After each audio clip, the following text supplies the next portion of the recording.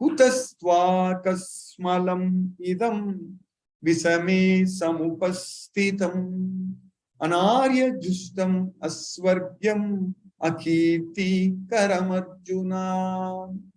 So, Arjuna, where from these impurities come upon you in this hour of crisis? Kutasva kasmalam idam visame sam. Arjuna was crying, and Krishna is telling that it does not befit you. So anarya justam aswargam. This is not arya, and it does not lead you to swarga. And akirti karam Arjuna, it will lead you to infamy.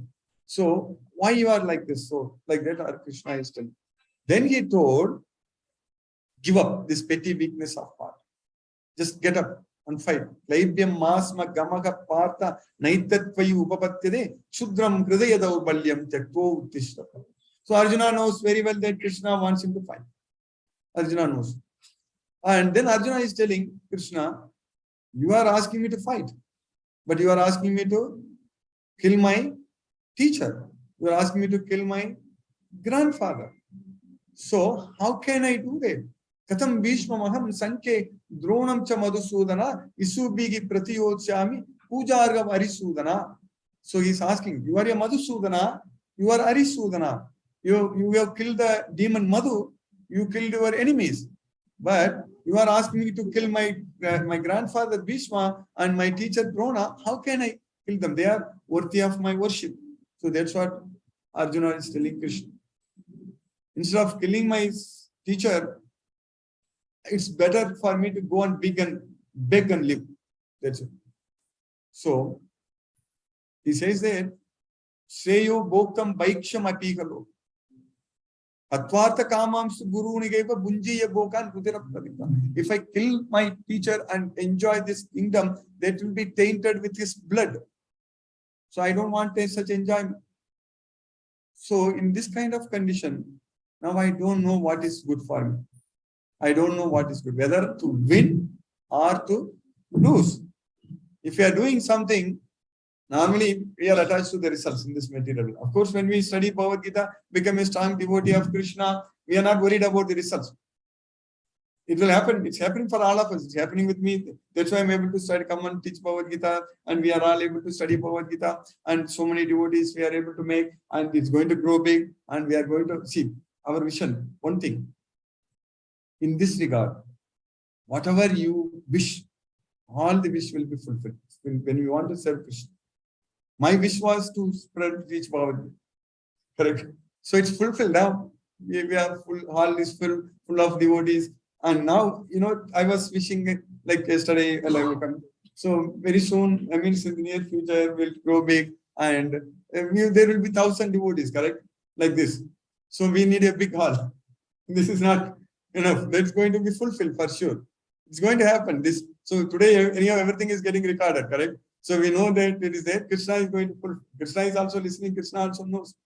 So when we want to serve Krishna in terms of this Bhagavad Gita, so anything we want to, anything with using Bhagavad Gita as the investment, or using Bhagavad Gita knowledge, you can accomplish whatever you want. There's so much powerful this Bhagavad. Same time, materially speaking, everything will be taken care very well. I started, as you know, that 30 years ago, my Bhagavad Gita studies when I was like IIT Bombay. When I was doing MTech in the year 1992, the entire year I studied Bhagavad Gita. My Guru, His Holiness Bhaktira Samrudha Swami Maharaj, he came and taught Bhagavad Gita. And I got the opportunity to organize that Bhagavad Gita lecture in my room. That was Krishna's mercy. So every week when he comes, I will make my room very clean and everything. They come, a lot of students. So my classmates who attended with me, they are all now doing wonders. They are all like we're traveling around the world, making devotees. At the time itself, they became full-time devotees, correct? So then in IIT Madras also, I started this Bhagavad Gita in the year 1993 when I joined.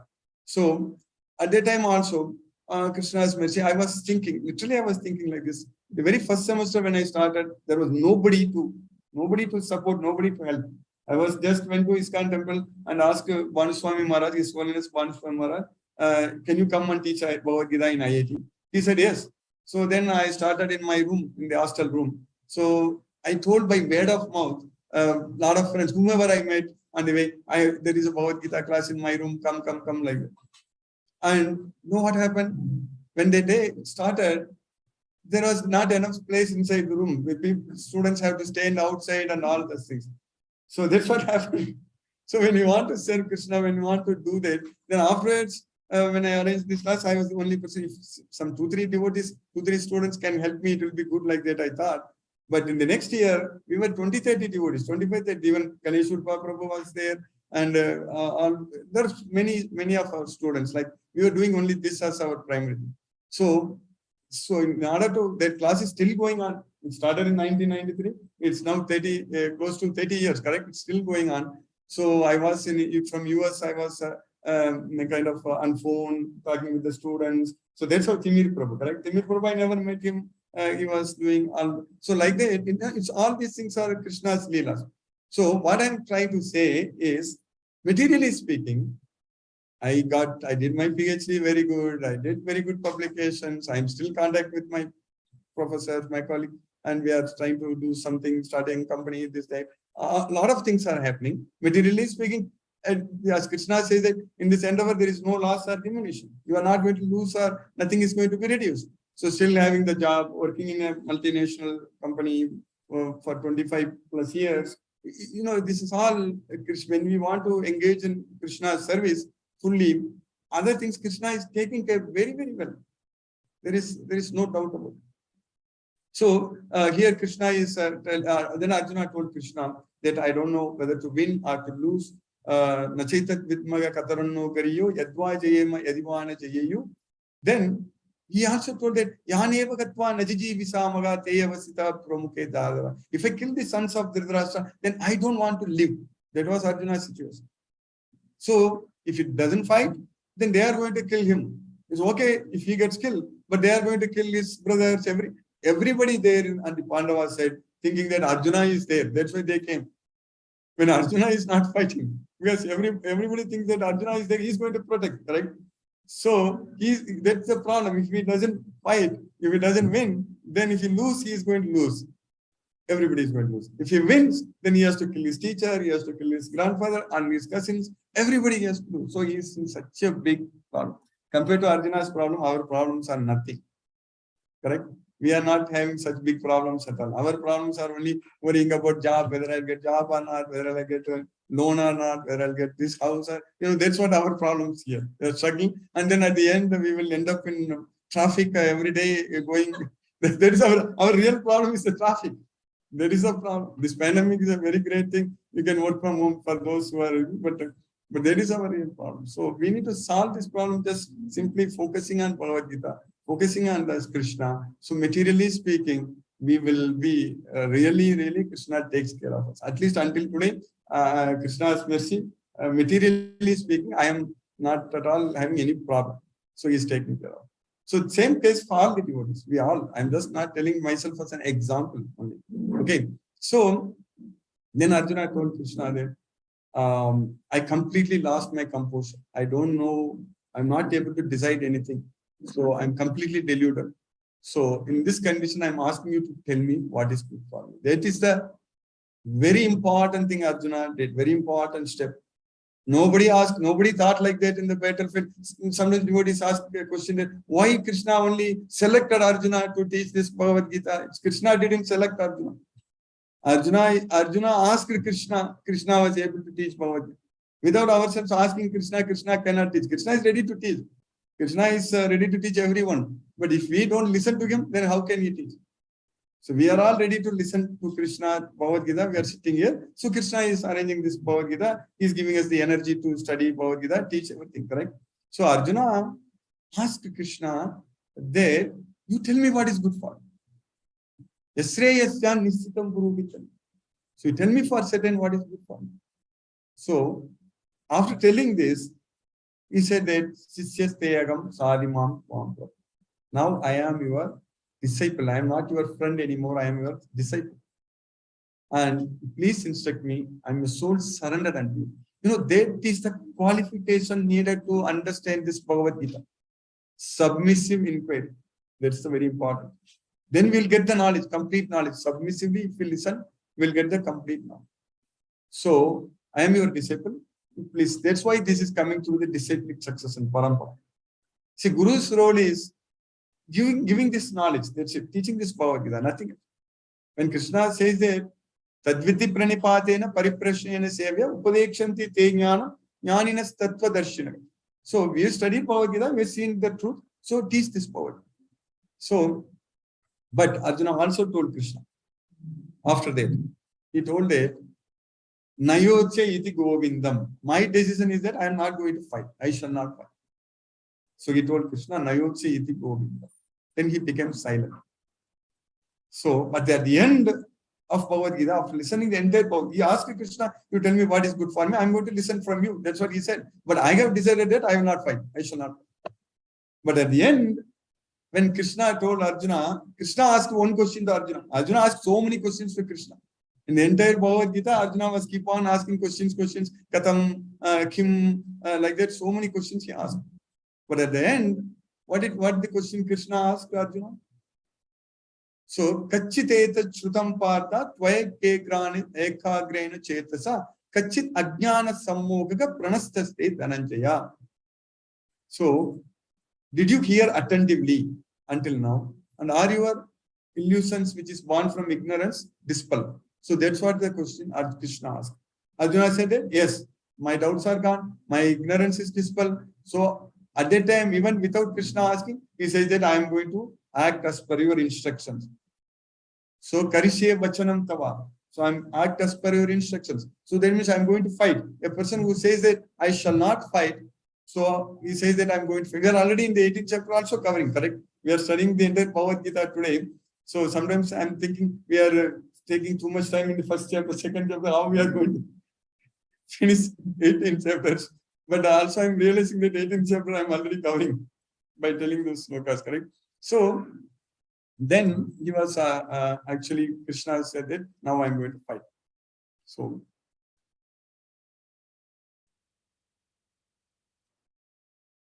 maybe another 10 more minutes we'll study and then get some gap, okay? So then Krishna started, he was smiling at Arjuna.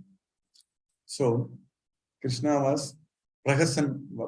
So Prahasan, he was just, Arjuna was crying. But Krishna is just smiling, means he is just his friend, right?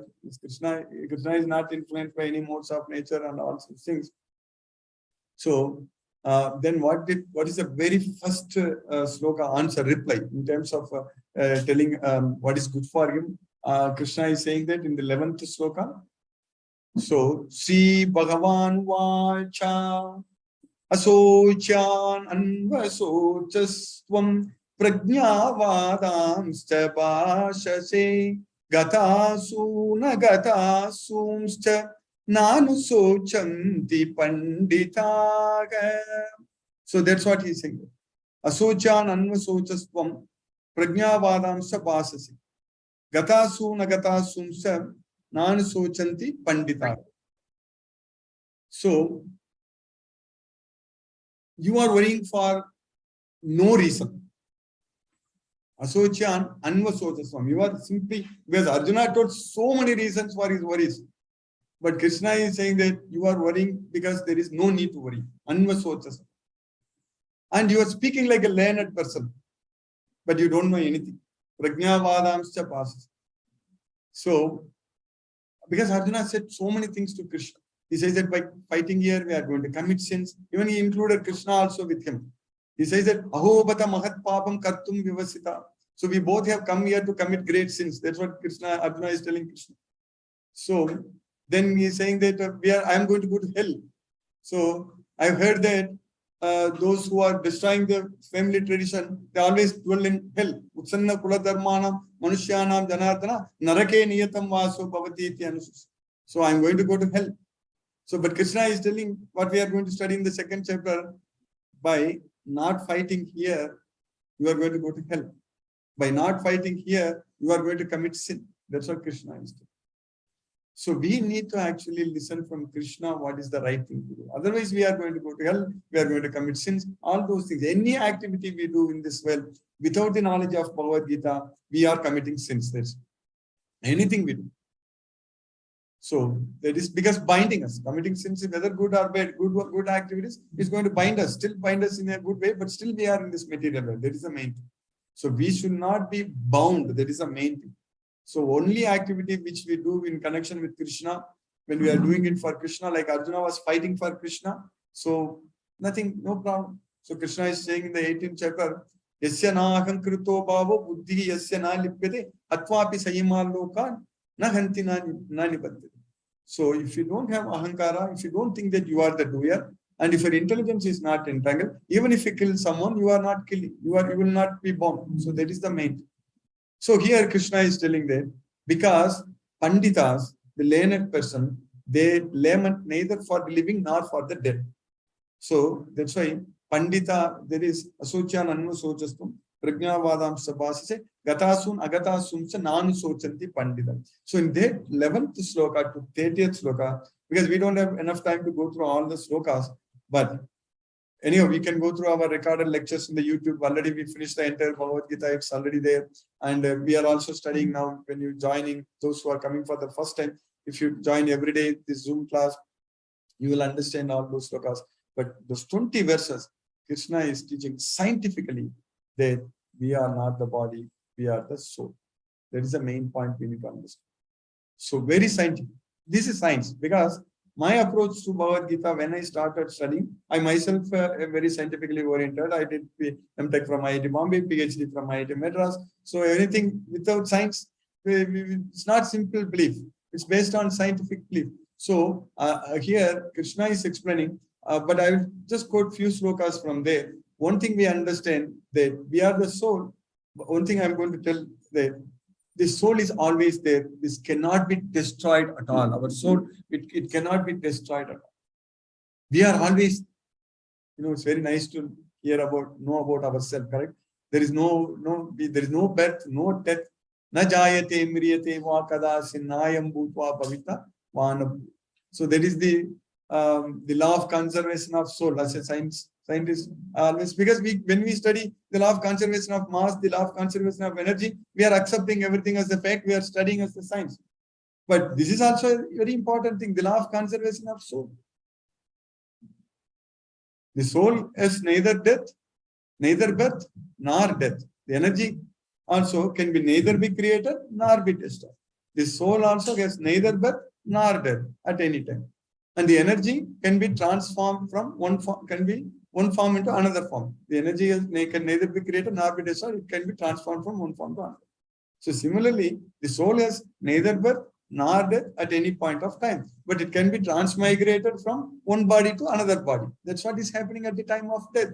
So Krishna is telling Arjuna that at the time of death, Dehinosmin yata dehe kaumaram yavvanam jara tata dehantara praptir. So being within the body, we have Dehino Asmin. Dehino Asmin means being within the body. Yatha Dehe Kaumaram Yavvanam Jara. So Kaumaram Dehe, Yavvanam Dehe, Jara Dehe. So bodies. So Kaumaram is boyhood. Yavvanam means youthhood. And Jara, old age. So the soul is actually taking different bodies. That means in this life itself, we have taken different bodies. The body what we had at the time of death. Even if you look at our photo, like my mother showed, like my father sent me the photo of what we took maybe when I was very small, like 3 months by baby or something like. You can't even, the body is completely different. We send it, you can't even, like when we look at it. Or even our old photos, if we see 20 years ago, 30 years ago, it will be completely different. So we are changing our bodies in this birth itself. It is science. Scientifically, all in our body, the cells are divided. That's what the cells are always there divided. Based on the food we eat, even if you get to the molecular level, atomic level, so no atom is constant in our body. That's what we need to understand. Sometimes people say that neurons are not dividing. But neurons are not dividing, but the molecules in the neuron is not the same. That's what we need to understand. So everything is changed. So that way, we need to understand Krishna is scientifically teaching that we are not the body, we are the soul. So Dhiras Tatra Namukhyate. So Avinasi tu tadviddi Yena sarvamidam tatam vinasam avyayasyascha nakaschit kartumargasi. So understand that the soul is indestructible soul and it cannot be destroyed at any point of time. So that way Krishna is teaching. Krishna uses very good examples for us to understand. Very easy examples. Krishna is saying that in this 22nd sloka in the second chapter, Vasamsi jinani yata vigaya navani grignati naruparani tata sarirani vigaya jinani anyani samyati navani devi. So when our body, when our dress, it becomes old, Vasamsi, garments. When our garments becomes old, we will throw it away and get new one. That's why there are so many garment shops. If we go, there are so much, we will get a new one. So similarly, when our body becomes old and useless, we'll get a new body. So the soul, the death is nothing but an event of change of body. When we change our dress, are we crying? No. Like that, we are changing our body. So in fact, when an old person is dying, he should be happy that he's going to get a new body. But at the same time, if you don't have the knowledge of Bhagavad Gita, we should, if we are going to get another new material body, then we should not be happy, because we are again going to come back to this material, and again their body is going to become old, and we are going to die.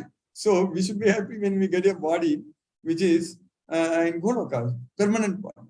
So that is the law of birth and death. So the law of conservation of soul we studied. What is the law of birth and death? So that is Jatasyage dhruvam mrityu, dhruvam janma mrityasya. That is the law of birth and death in this world. So Jatasyage means when a person is born, is sure to die. That's why we say that as sure as death. So similarly, dhruvam janma mrityasya. Similarly, after death, birth is also certain. So that is for sure. So we are born here, death is certain. Similarly, we are going to die, and birth is also going to be certain. That is very sure. But if we are again born in this material world, again death is certain.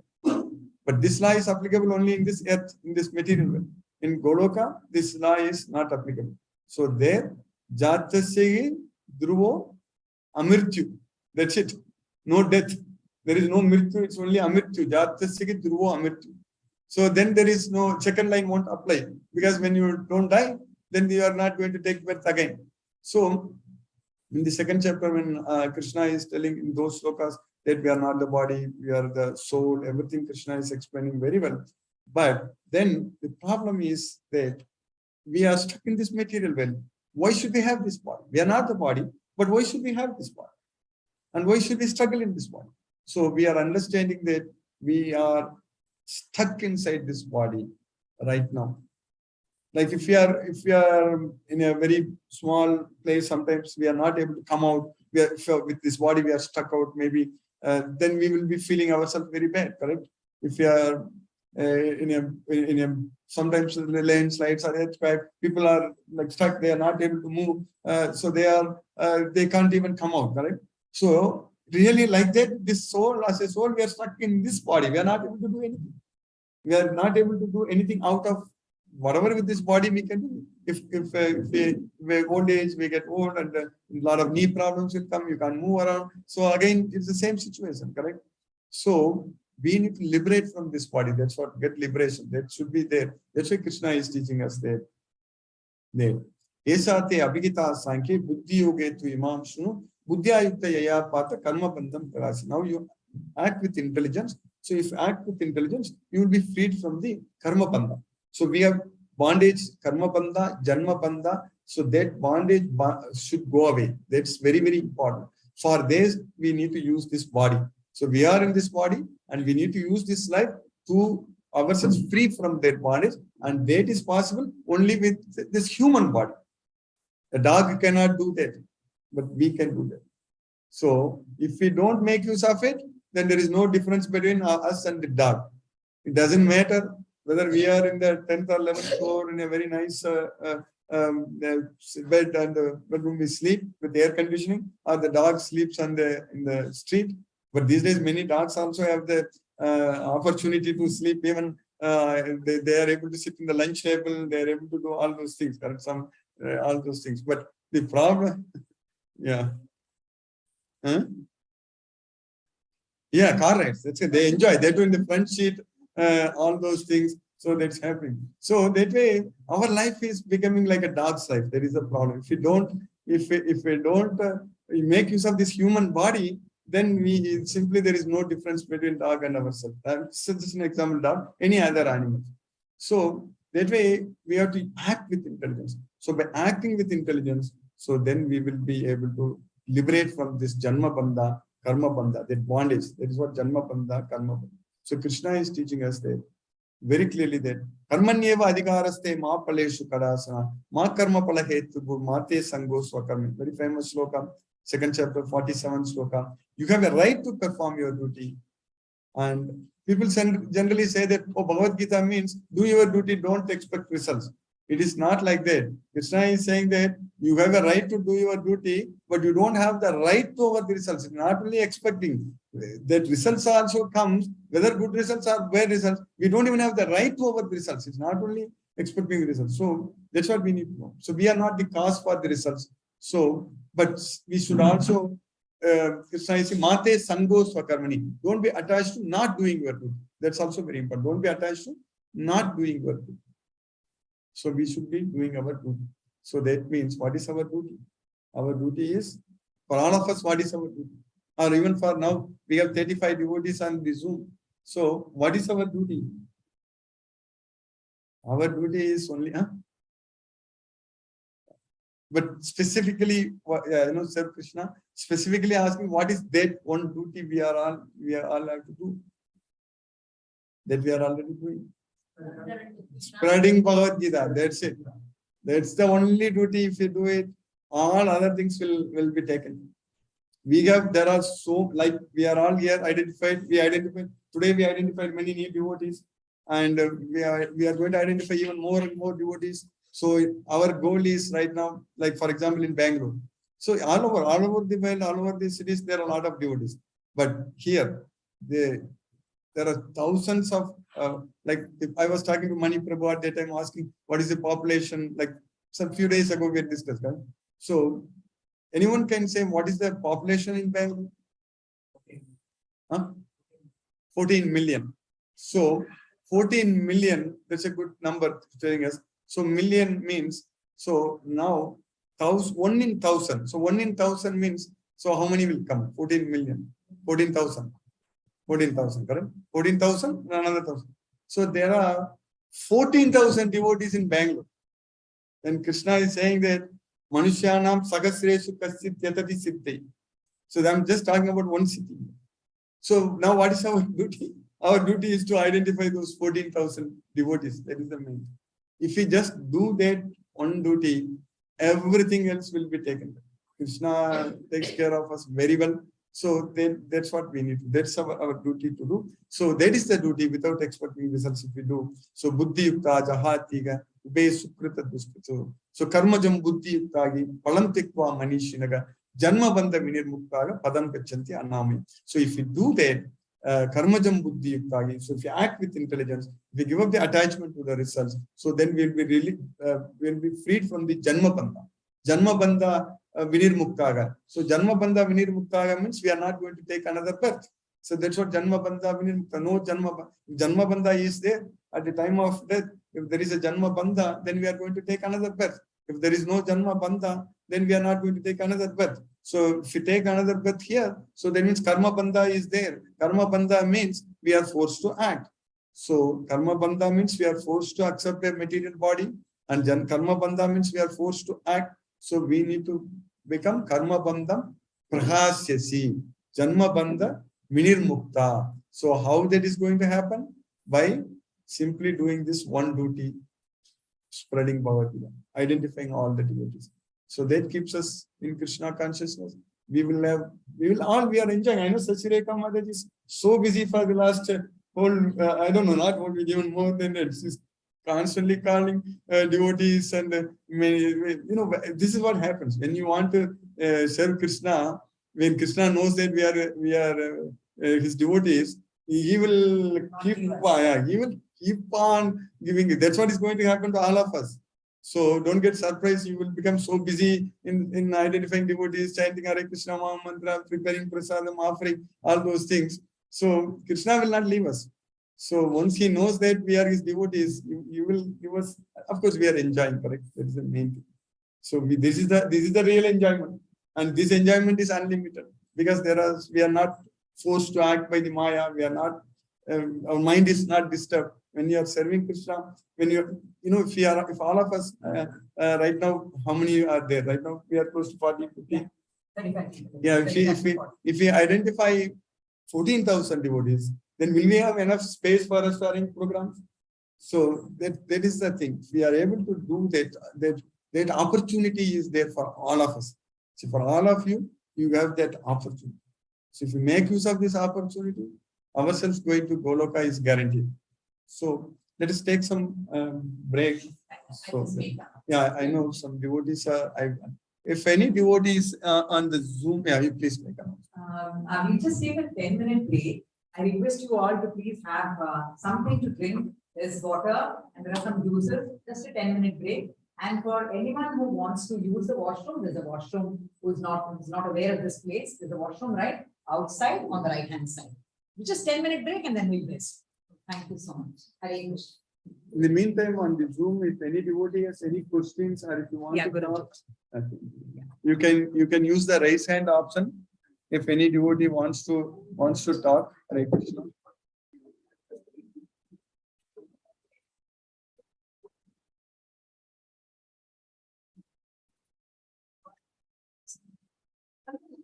Hare Krishna, Hema Mataji. Hare Krishna Guruji, it's so nice to hear you in Bangalore Yes, amidst Mataji, all Krishna's the big mercy. crowd. Yes. Yes. I wish I was there too. But let us hope you come to Mumbai sometime and Yes, that's going to happen, Mataji. That's going to happen. We will do it in Mumbai. Yes, Guruji. Thank you you are so much. successful in Bangalore, we will do it. Yes, But I already feel I'm already there in Bangalore. So it's thanks to Zoom. What, No, I Mataji? feel I'm already in Bangalore, but thanks to Zoom, I said. Yeah. Thanks to modern technology we are able to participate. Yes. Thank you so much, Guruji. Yes. Hare Krishna. Hare Krishna. Deepesh Prabhu, Hare Krishna Prabhu. Hare Krishna Guruji. Looks like you met my friend Arvind. Your friend has come, Prabhu. Yeah, Arvind. Raghavan, which name is? Arvind. What is that, Prabhu? What is his name? Arvind Sampat Kumaran. Arvind. Yeah. I had sent it to him. Just looking for him. I don't know, maybe I will show it to him. Yeah, I know. Yeah, he texted me already, Guruji. Yes. So very nice, Prabhu. Very nice. Krishna's mercy. Yeah, You are able to study.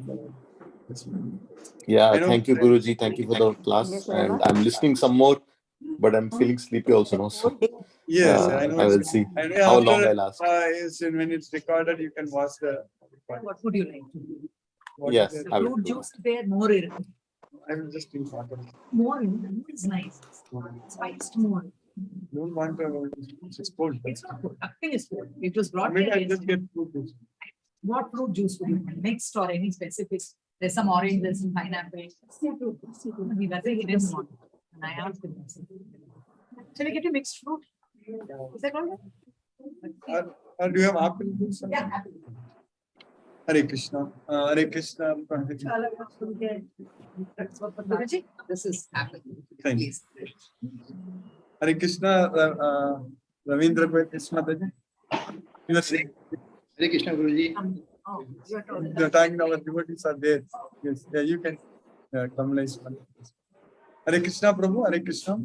Hare Krishna Guruji. It's wonderful to see you today on this YouTube and taking this class. Yes. I have got just one confirmation to take. Actually, when we get associated with something like three gunas, we get associated with some guna and we get the effect of getting association. We get that same kind of qualities in us. So can we take it like this? Then when since Krishna is ageless, Krishna, am I audible, sir? Am I audible? Yes. When we get associated with something, we get the qualities of that particular object or that entity. So since Krishna is ageless and there is no question of any aging effect being there, like soul is also Ajar, Amar, like that. So when we get connected to Krishna, when we take it that we are also delaying our aging process. That is my question. Yes. That's wonderful, Guruji. That's wonderful. Actually, Everything Krishna is mentioned. yes. That's wonderful, Guruji. And I had been observing this thing after seeing you. Actually, there is a lot of innocence on your face today, and I can contribute. I can attribute it to the association of your Krishna with for the last 30 years. That is reflecting on your face today. Yes, So grateful to you, Guruji. It's so nice to be in Krishna consciousness. It's yes, wonderful. man. Yes, Prabhu. Yes. Wonderful. Krishna's Thank you. causeless mention. Thank you, Guruji. Thank you very much. Hare Krishna. Thank you. Hare Krishna. Vishnu Babu Prabhu. Hare Krishna. Hare Krishna, Guruji. It's great to see you today. Yes. In the wonderful Tamil calendar, and it is the Puratashi first day, and it's really holy to get your verses today, Guruji. Yes. All the Very nice. Prabhu, you are in Madurai or Chennai? Where are you now? I'm in Chennai, Guruji, at Shri Parambattur. You are in Chennai, correct? Yeah, Guruji. I'm in Chennai. You are in Chennai, Prabhu? Yeah, Guruji, I'm in Chennai only. So tomorrow you will be in Chennai, Prabhu? Yeah, Guruji, I'll be in Chennai. So tomorrow evening, I am planning to meet the devotees in Parthasarathi temple. If you can come, it will be nice, Prabhu. I can meet you in person. I don't know, you will be where you are in Chennai. Triplicant Parthasarathi temple. Okay, Guruji, I'll just look into the location of the temple, and I'll check and tell you, Guruji. Yes, you tell me if you are able to come, it will be nice. I will be sending message in our Tamil Bhagavad Gita WhatsApp group. Okay. Yeah, Guruji. Thank I'll you. check it. It's great to see you today, Guruji, in this Yes, thank you. full discourse, all the 18 chapters of Bhagavad Gita. Yes, Prabhu. Yeah, I think we are running out of time now. I need to rush, but we will finish it. Yes. Yeah. Looking forward to learn from your experience also. Yes. Thank you, Guruji. Thank you, Prabhu. Hare Krishna. Hare Krishna. I will just come back. I will be back in a couple of minutes, 5 minutes. I'll just stand up for some time and then come back, and then we'll start immediately. So we'll start in the next 5 minutes or so. We'll start. Hare Krishna. Hare Krishna.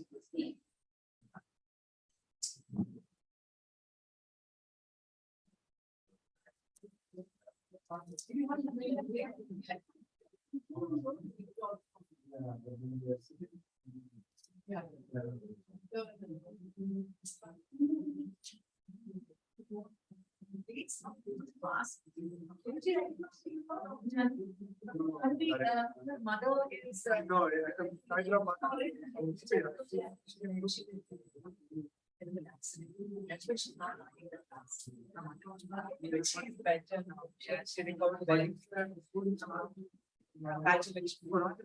is actually, at the time of my birthday, I have joined the and then we put her into the core group. She's very busy because she's a doctor, I realize. But whenever there's some action, it's very now. Yeah.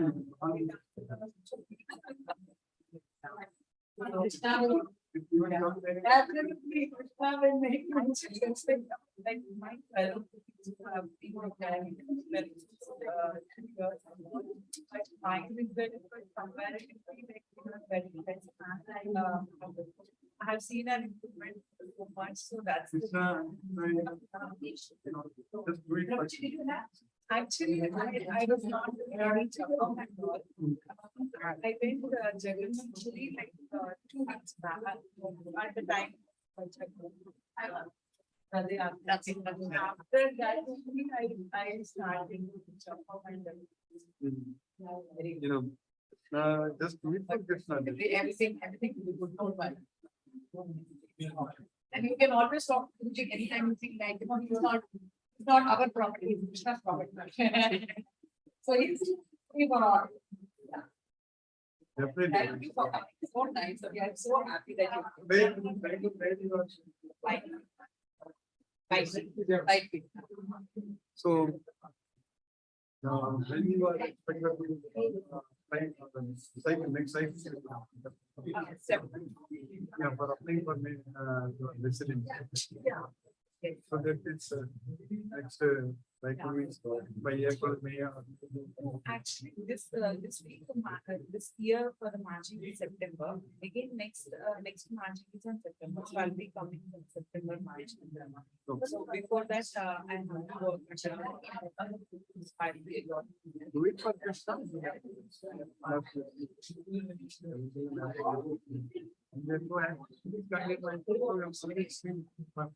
Yeah, I expect it depending on the range that she has bone fracture job. She will not supplement and she got stitches overall like 16.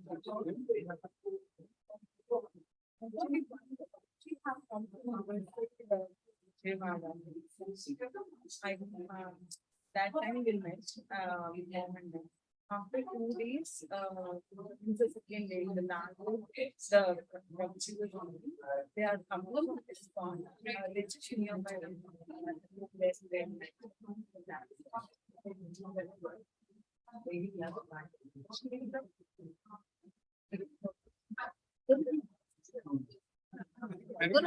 Live, I may have to break it or. He's Dr. Vani. ICMR, she's a senior scientist. Oh, yeah, you're going. Yeah, last year. Okay, Mataji told me about it. So what scientists, what kind of work? Okay.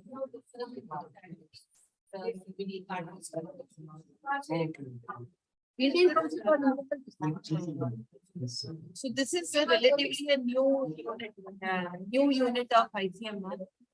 So we have some surveys on right now going on. But not much of a molecular or those kind of research we don't have. No labs. It's more of an epidemiological research. It's very nice. Yeah. Yeah. Actually, he's not well. He was not well yet. So was in this thing whether it's all up to Krishna whether he'll be able to make it. Yeah. So in the morning he got up. He said, "Okay, I don't have a fever. Let us sleep." So it's so nice of you with so much of busy schedule. You manage taking classes twice a day.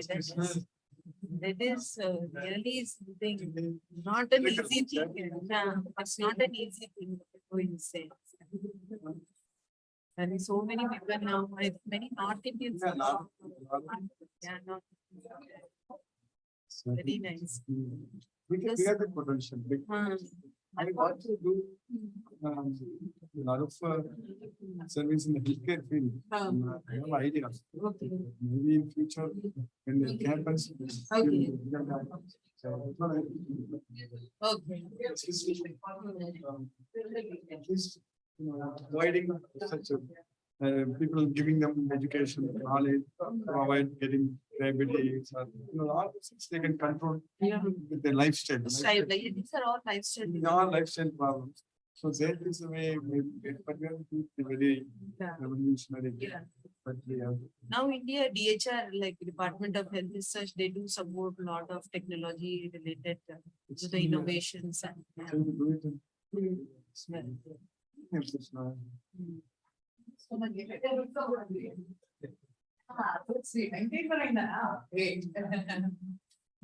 nice.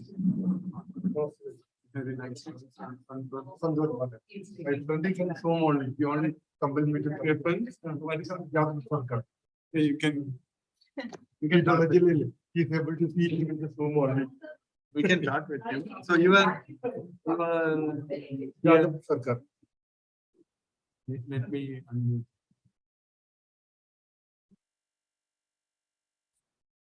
Yeah, Jadhav. Hare Krishna Prabhu, Jadhav Sarkar Prabhu, can you unmute Prabhu? Hare Krishna. Yes, Prabhu, you can come.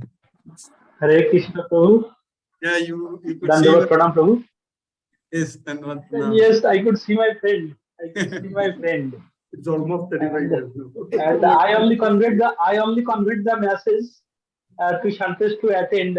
I said my Guruji will be there, and you are lucky to see him in live. And I am unfortunate. Very I nice. am So where unfortunate you and are, I where am you are connected. from? Where is he? He is in Calcutta. Oh, I is am in he? Calcutta. I am in Calcutta. Prabhu. Yes, Prabhu. Yes. So very nice, Prabhu. So you Pranam, are Prabhu. here in Bangalore. You are in Bangalore. Yes. Oh, airport. He's our association president, Mr. Oh, Yavraj, thank you. and he was the first one to say, I want to join the this thing program. Very nice. Yeah. He has brought the sweets for people. Thank you, Prabhu. Hare Krishna, we will start in few more couple more minutes.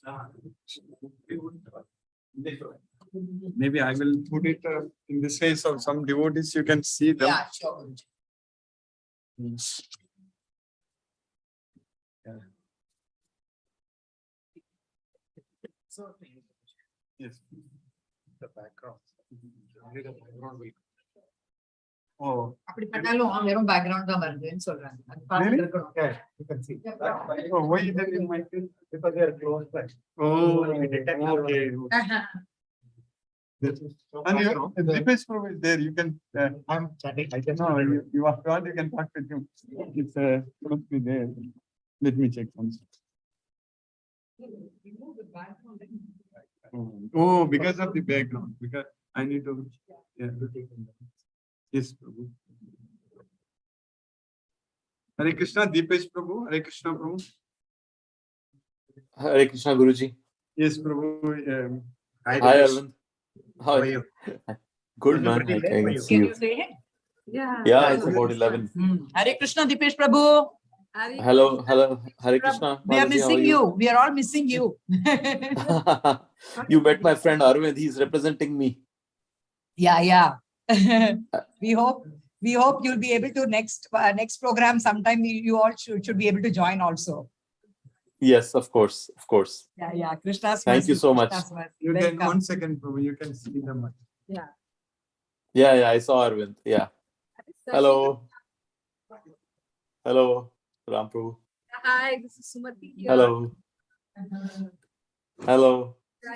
You can tell your friend. You know.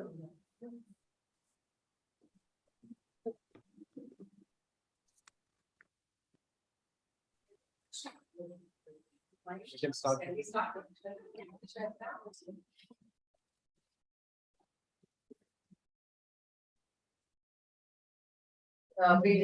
with the class again.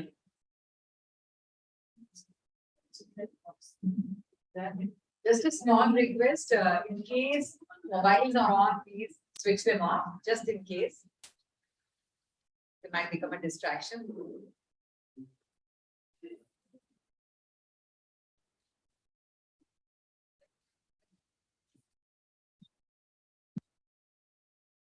Okay, we will start now. Hare Krishna. Yes. This one I can even do like this. Yeah, Guruji. Yeah, both are.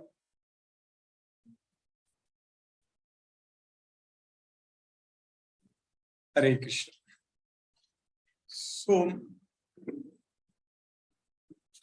we understood that Krishna explained about that acting with intelligence, you can be freed from the Janma Bandha. That's where we start. So at that point of time, Krishna is telling Arjuna that when we are freed from Janma Bandha, so what is going to happen? So that is known as, that status is known as Samadhi status. Normally, I don't know how it in other languages, but in Tamil they say Samadhi means anybody who dies in the graveyard, you bury them. So they you call it as Samadhi. But the real meaning of Samadhi means it is you are freed from the Janma Bandha. That means our intelligence comes out of the dense forest of illusion. That means we are not under illusion anymore. That means we are woke up. Like I said that this material life, what we are living right now, it is like a dream. So we need to wake up means come out of the dream, then you forget what is there in the dream. So that is status is known as Samadhi. So Krishna is saying that Yada te moha kalilam. So what we are living right now, this life is called dense forest of illusion. That's what moha kalilam. Kalilam means a dense forest, moha kalilam. Buddhir vyati tarishari. When our intelligence has passed through the dense forest of illusion, so then at that point of time, what is going to happen is that we won't be bothered by whatever we have heard, disturbed by whatever we have heard in the past, and whatever we are going to hear in the future. Nothing is going to affect us. That's what Yada te moga kalilam buddhir vyati tarishyati tadagantasi nirvedam shrotavyasya sutasya cha. So shrotavyasya means whatever we are, sutasya means whatever we are going to hear. So nothing is going to be bothering us. That status is known as Samadhi. And when that can happen? Suti vipratipannate yatastasyati nischala samadhav achala buddhi tada yogam avapsasi. So that is status is also known as yogam. So when we are no longer bothered, disturbed by whatever is happening in this material. See, media, any news, they blow up like anything because they know that people are getting affected. If people are not bothering about all the news, the media they have to shut their business and go. Correct? But if something little thing happens, they blow it up big and then show it and all the time, then we will be wasting our time. Like that only everywhere, news or games or movies, all such things are useless things for us. So we should not be bothered or disturbed by anything, whatever is happening in this world. That means all the time we should be in Krishna consciousness. Then only it is possible. Like in the beginning, I said that at least today, at least during the time we are studying Bhagavad Gita, our mind is not disturbed by anything. We are not thinking about anything is happening in the world. Whatever is happening, nothing is going to bind us because we are completely now connected with Krishna. We are establishing our connection with Krishna, like internet connection. When you establish our power supply is established, if that is disconnected, then immediately it's not there. So now it is very well established. So we need to make sure that 24/7 we should be in Krishna consciousness. Then let us leave it to Krishna. We have the intention, we have the faith. So Krishna is going to take us there. That is the point. So we need not worry. Oh, today I know I study Bhagavad Gita, but I am committing some sins. So because everyone is forced to commit sins. All the activities, we are not doing anything. Everything is done by the modes of nature. And we are all, because we have come, if you go back in the past, it's unlimited number of lifetimes. We cannot count, countless number of times we have taken birth. We have been this thing. Suddenly today, one day only, everything now I'm going to forget everything. It's not going to be possible. It's going to take time. But we are on the right path, right direction. So we will keep growing, we'll keep doing. We have so much of service opportunity. It's simply a matter of time. We will be doing wonderful progress. There is no doubt about it. So that way, when Krishna said about it, Suti Vipratipannati Yatastasyati Nischala Samadha Vachala. So Tada Yogam Avapsasi. Now Arjuna is asking a very important question. So Arjuna's, in fact, originally I thought that when I wanted to teach this entire Bhagavad Gita to cover, so I wanted to take it in a question-answer format.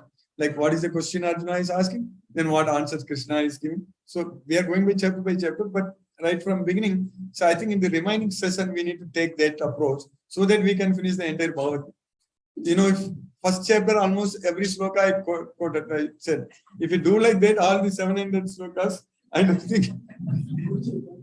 Yes. When he is talking, always he said, I'm going to kill you, I'm going to win you. He never said, I'm going to lose, he's going to lose it all. There, I'm going to. Arjuna said like that, I'm going to.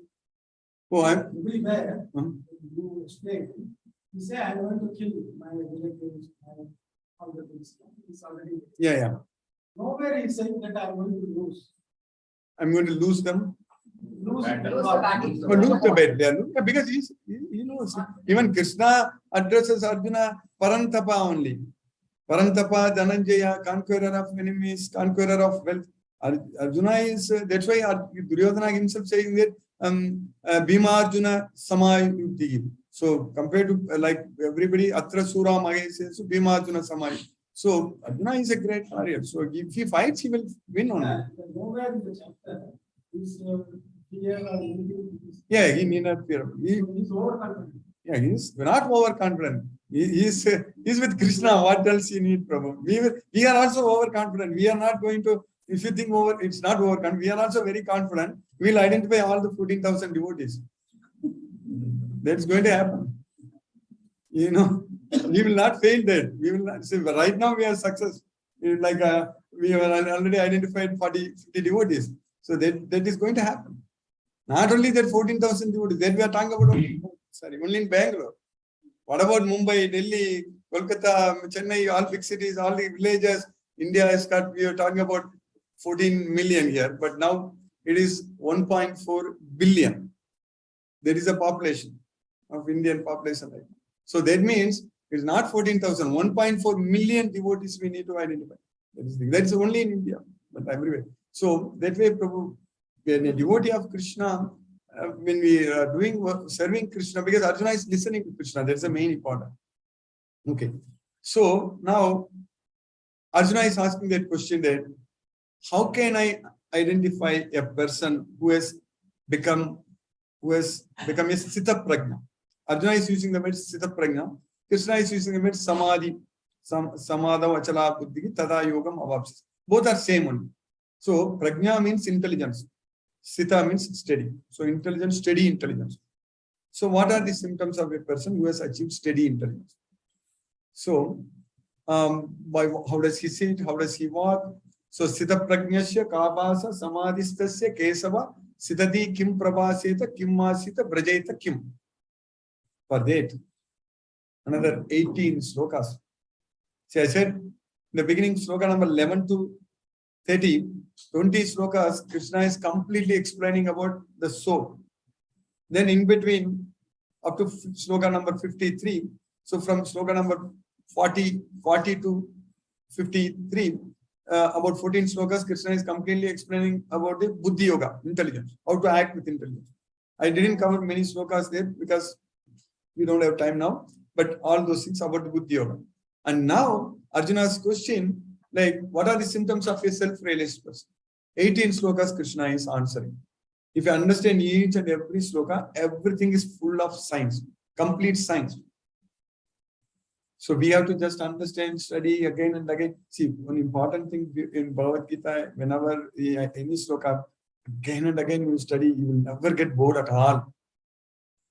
Because you are listening from Krishna. Krishna is even continuously keep on studying that slokas again and again, you will get so much happiness. That is the importance of Bhagavad. You will not think that, oh, this already I know, why I need to read it again, why I need to recite again. You will not think like that.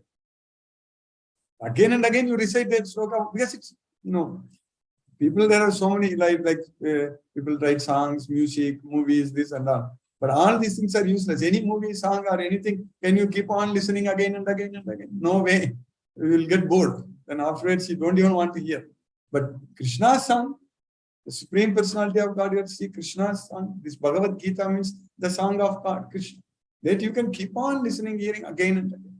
So that way, in these 18 slokas, if you study again and again, you understand all the answers given by Krishna. So let me give some few slokas from there. So the first answer, what Krishna said, when Arjuna asked the question. Krishna, in the sloka number 55 in the second chapter, Shri Bhagavan Vacha, Prajakati yada kaman sarvan partha manugatan Atmanyevatmanu tustaga sita prajnaga tadochyate. That is the essence of Bhagavad Gita. So, Atmanyevatmanu tustaga. We should find happiness within our self, not from outside. So we have senses. There are 5 types of sense objects, 5 senses. So for the sense of taste, there are the tasty foods. Food is the sense object. But those kind of things are not going to bring us happiness. So, because there's limit. There is limit to that. We cannot, just because I like gulab jamun, I cannot keep on eating gulab jamun. That is not possible. And these days also, because of our lifestyle, because of our so many things, unfortunately, people say that, you know, I'm sugar, I'm diabetes, I can't eat this, I can't. In really speaking, actually, we really don't have to, if we take care of this Bhagavad Gita, study Bhagavad Gita, serve Krishna, and offer prasadam to Krishna. Do Krishna is saying, everything you offer to me and eat. So then everything should be actually controlled. That is the main thing. That's yukta. So yukta means everything should, we need to know the limits. That's the main important thing. So just because of its prasadam, we cannot go that I want to eat this Krishna prasadam, not like that. So why we are not able to put limits? You know, there is something called stress eating. All these things are the results of this modern our advancements, correct? People, because of the stress, they go and eat. And then couch potatoes, like you sit on all the time, you don't do enough exercise, enough things. So then we get, then only we are getting all these problems. It is not because we are eating sweet or we are eating, the problems is that because of our lifestyle. Because we are not able to be active in Krishna consciousness. We do kirtan every day, jump and dance, Hare Krishna, go to ISKCON temples, and they do Sunday. I know many of you must have participated in the Sunday kirtan, correct? So if you do kirtan, it's a lot of activity.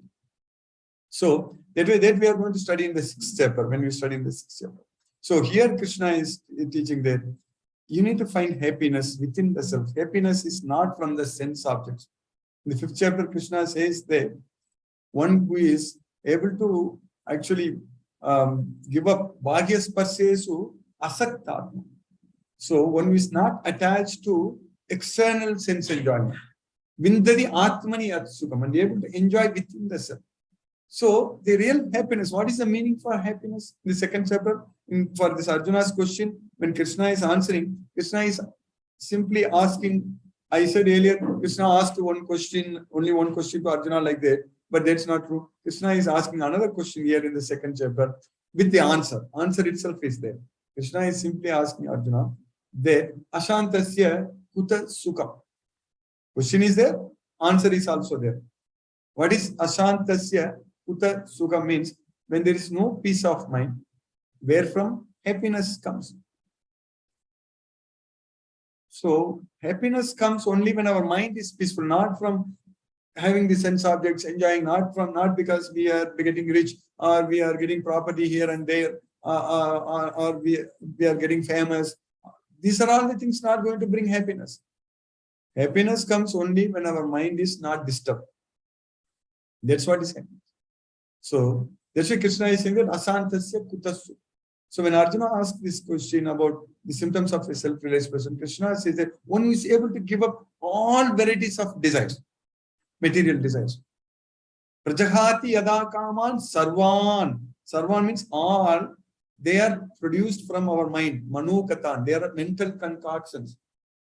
So we think that if I get this, I'll be happy. If I get that, I'll be happy. So that is all produced, fabricated, from our mind. It's all. So that is the problem. If we are able to give up and be able to find happiness within the self, that also in the 6th chapter we will study. Krishna says that Yatro paramate chittam niruddham yoga sevaya yatra chaivatmanatmanam pasyan atmani tusyati sukham atyantikam yattat buddhigragyam atendriyam veti yatra na chaivayam sitaga chalati tattvadaga yam labdva cha param labam manyate na atigam tataga yasmin sitho na dukkena guruna pi vichalyate tam vidya dukkha samyoga vyogam yoga samjitam. So that is what is going to bring us happiness. So what is that happen? Our mind should be like a lamp in a windless place, does not waver. Like that, our mind should not waver. Yatha dipo nivatasto nengate sopama smrita yogino yata chittasya yunjato yogam atmanaga. That's what we are going to get happiness, our mind. So we need to be spending time to focus on controlling our mind, keeping our mind with us. It should not go anywhere else. And how that is going to happen? That is going to happen only by doing this kind of activities. See, we are enjoying now. We don't have to forcefully control our mind. Our mind is automatically connected with Krishna. I'm enjoying because we are teaching Bhagavad Gita. We are all enjoying because we are listening to Bhagavad Gita. So getting ourselves connected with Krishna, serving Krishna, and doing everything for Krishna. So then we will be very, very happy. So this is the real happiness. So that's what is happiness. So when Arjuna asked that question, so Prajahati yada kaman sarvan pata manogatan atman yevatmano tustaga sthita prajna stadocha. So that is what is the sthita prajna. So at that point of time, Krishna is giving us the senses, because Krishna is also mentioning, teaching us very clearly, the senses are very, very strong. So Indriyani pramatini haranti prashabam managa. It carries away our mind. So yatatogi api kamdaya purushasya vipaschitaga indriyani pramat. Even one of the roaming senses on which the mind focuses can carry away the intelligence. So that's what Krishna is. Even one of the roaming senses. So that is indriyanamki charatam yanmanonu vidiyade tatasya harati prajnam ayunnavam nivamas. So that means our mind should focus only on Krishna, not on the sense of it. It's very, very important for us, this knowledge. Because with the knowledge only we are able to focus. Because with the knowledge only we are understanding what Krishna's expectation we are able to understand.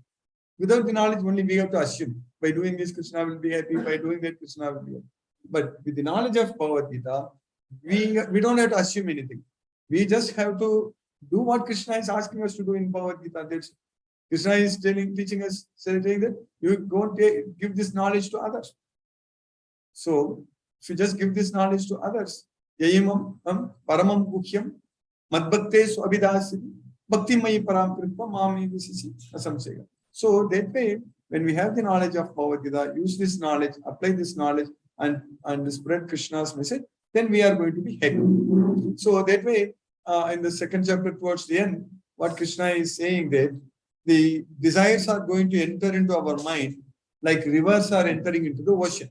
It is same for all of us, for everyone. So, but over a period of time, we need to build a dam. That's the main thing. We need to stop. So how we are going to stop those desires? So Krishna is saying that Apuryamanam achala pradishtam samudram apa pravisanti tadvat kamayam pravisanti sarve sa shantim apnoti na kama kami. So the ocean which is being filled with water, rivers are entering from all directions, but the level of the ocean is always the same. Similarly, desires are entering into our mind from all directions. So our mind should not be disturbed by any such desires. Then only we can achieve peace of mind. So for that, we have to give up all vihaya kamanya sarvan pumam sarati nispragaga nirmamo nirahankaraga sasanti madhikachati. If you are able to give up all desires for sense gratification, sense of proprietorship and false ego, all those things if we give up, then we are going to be achieving the peace of mind. And how we are going to give up that? We don't have to give up by force. If we are rich, we don't have to say that I became a devotee of Krishna. Now I don't need any money. So like that, we need not say. If we get money, we can use it in Krishna's service. And what is our service? Spread Bhagavad Gita. That is only our service. That is the main thing. So spreading Bhagavad Gita should be our main task. So that way, we will achieve that happiness.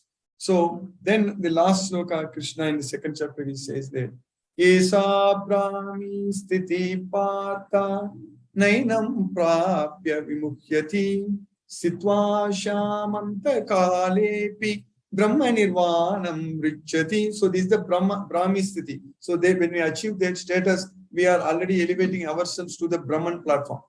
So when we are able to give up all varieties of sense gratification, everything we are able to keep up. When we are able to become a sthita prajna.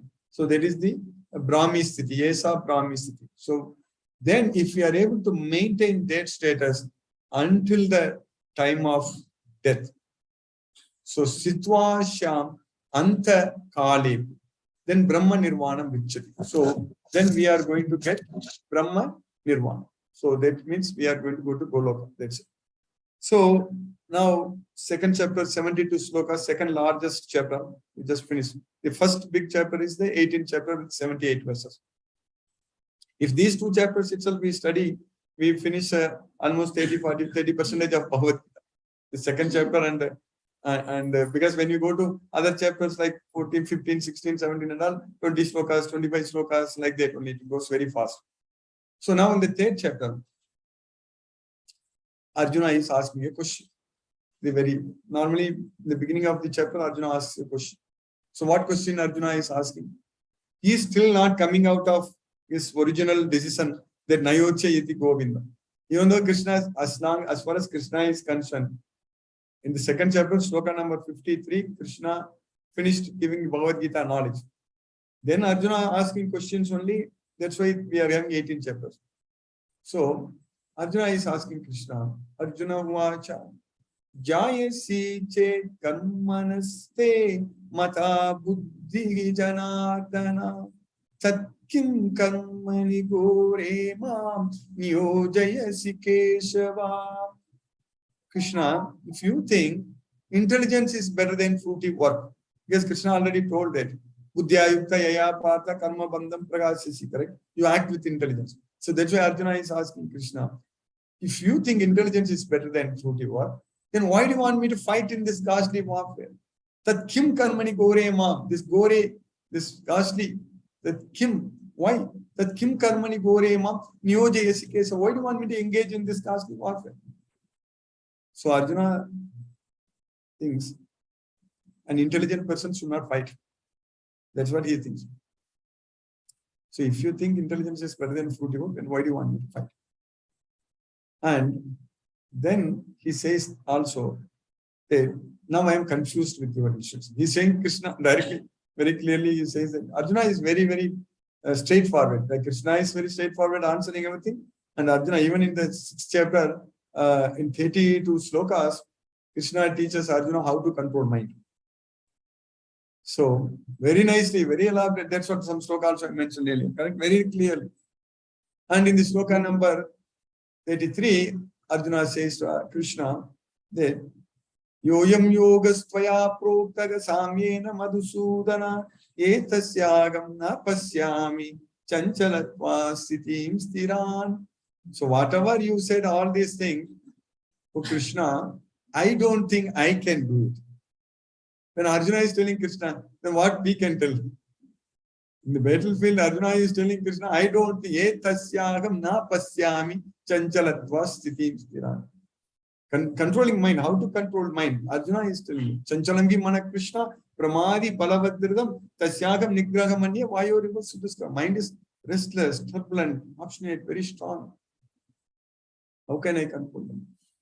So, like that only here, Arjuna in this 3rd chapter asking Krishna that Vyamisreneva vakyena buddhi mohayasivame. You are asking me to act with intelligence, but by your equivocal instructions, my intelligence is bewildered.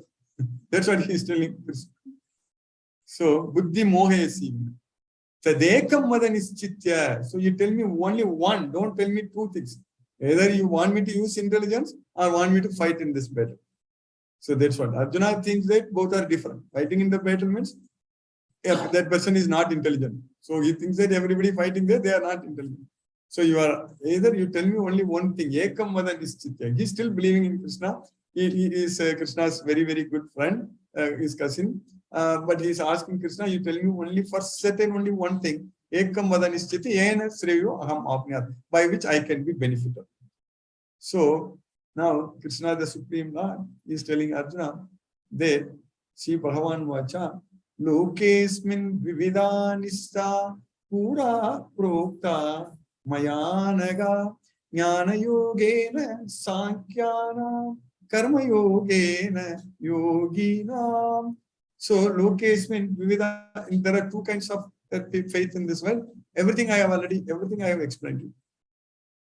Jnana Yogena Sankyana Karma Yogena Yogina. So Sankhya, in the 2nd chapter, Krishna said in the sloka number 39, Yesate Abhigita Sankhya. So until now I have explained to Sankhya. So when Krishna explained about soul, so that is called analytical study, theoretical study, Sankhya.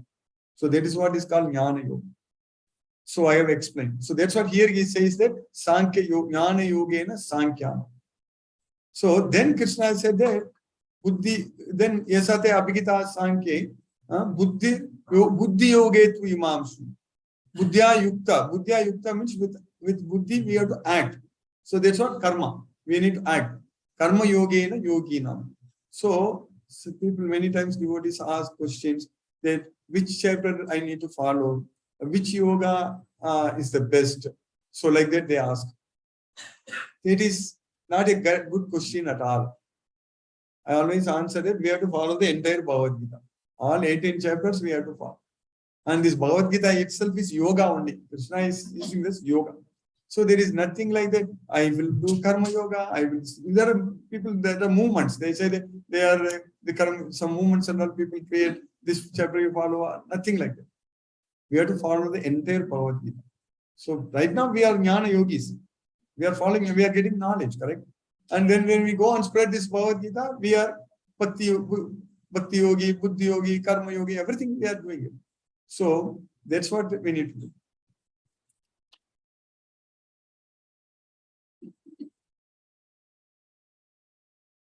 So then Krishna is explaining in the 3rd chapter that no one is free. Nakarmanam anaramba naiskarmyam purusosnute nacha sanyasanadeva siddhim samadhigacchati. So there is no such choice. There are 2 choices. Without acting, we cannot get perfection at all. Nahi kasyati kshanamapi jatu tisthati akarmakrit karyategi avasyaga karma sarvaga prakriti jayati. So not even a single moment one can refrain from doing something. Everyone is forced to act helplessly by the 3 modes, all of us. But for us, fortunately, with the knowledge of Bhagavad Gita, we are able to act in a way to serve Krishna. That way we are happy, right? For example, our today's day is so nice, wonderful day. We are connected with Krishna. We are not doing anything else. We don't have to worry about anything else. Every day, if it is like this, it is so wonderful, correct? All day, all the time, we will be doing. That's what is going to happen. Krishna's mercy, even though we think that we are working somewhere, we are doing something, but literally we will be thinking that how can I spread this message? How can I tell somebody that can you come and join this Zoom Bhagavad Gita class? Like that only our mind thinks. So it will become that way. We will, the other work Krishna will do. That's what he will do. I still today also I believe that Krishna did my PhD. Krishna is doing all the work, everything. So that's why I'm able to do all. In fact, by working, balancing all those things is very difficult. We think, but it's very easy because Krishna is doing our work.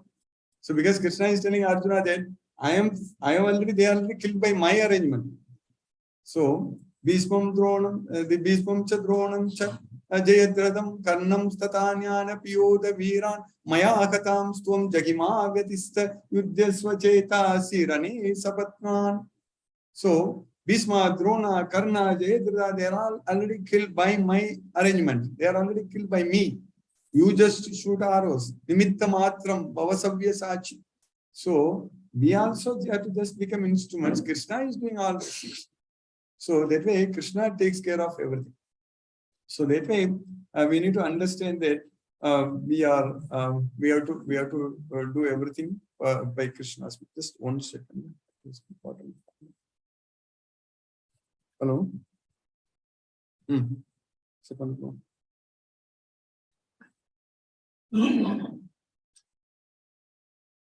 Let's just one.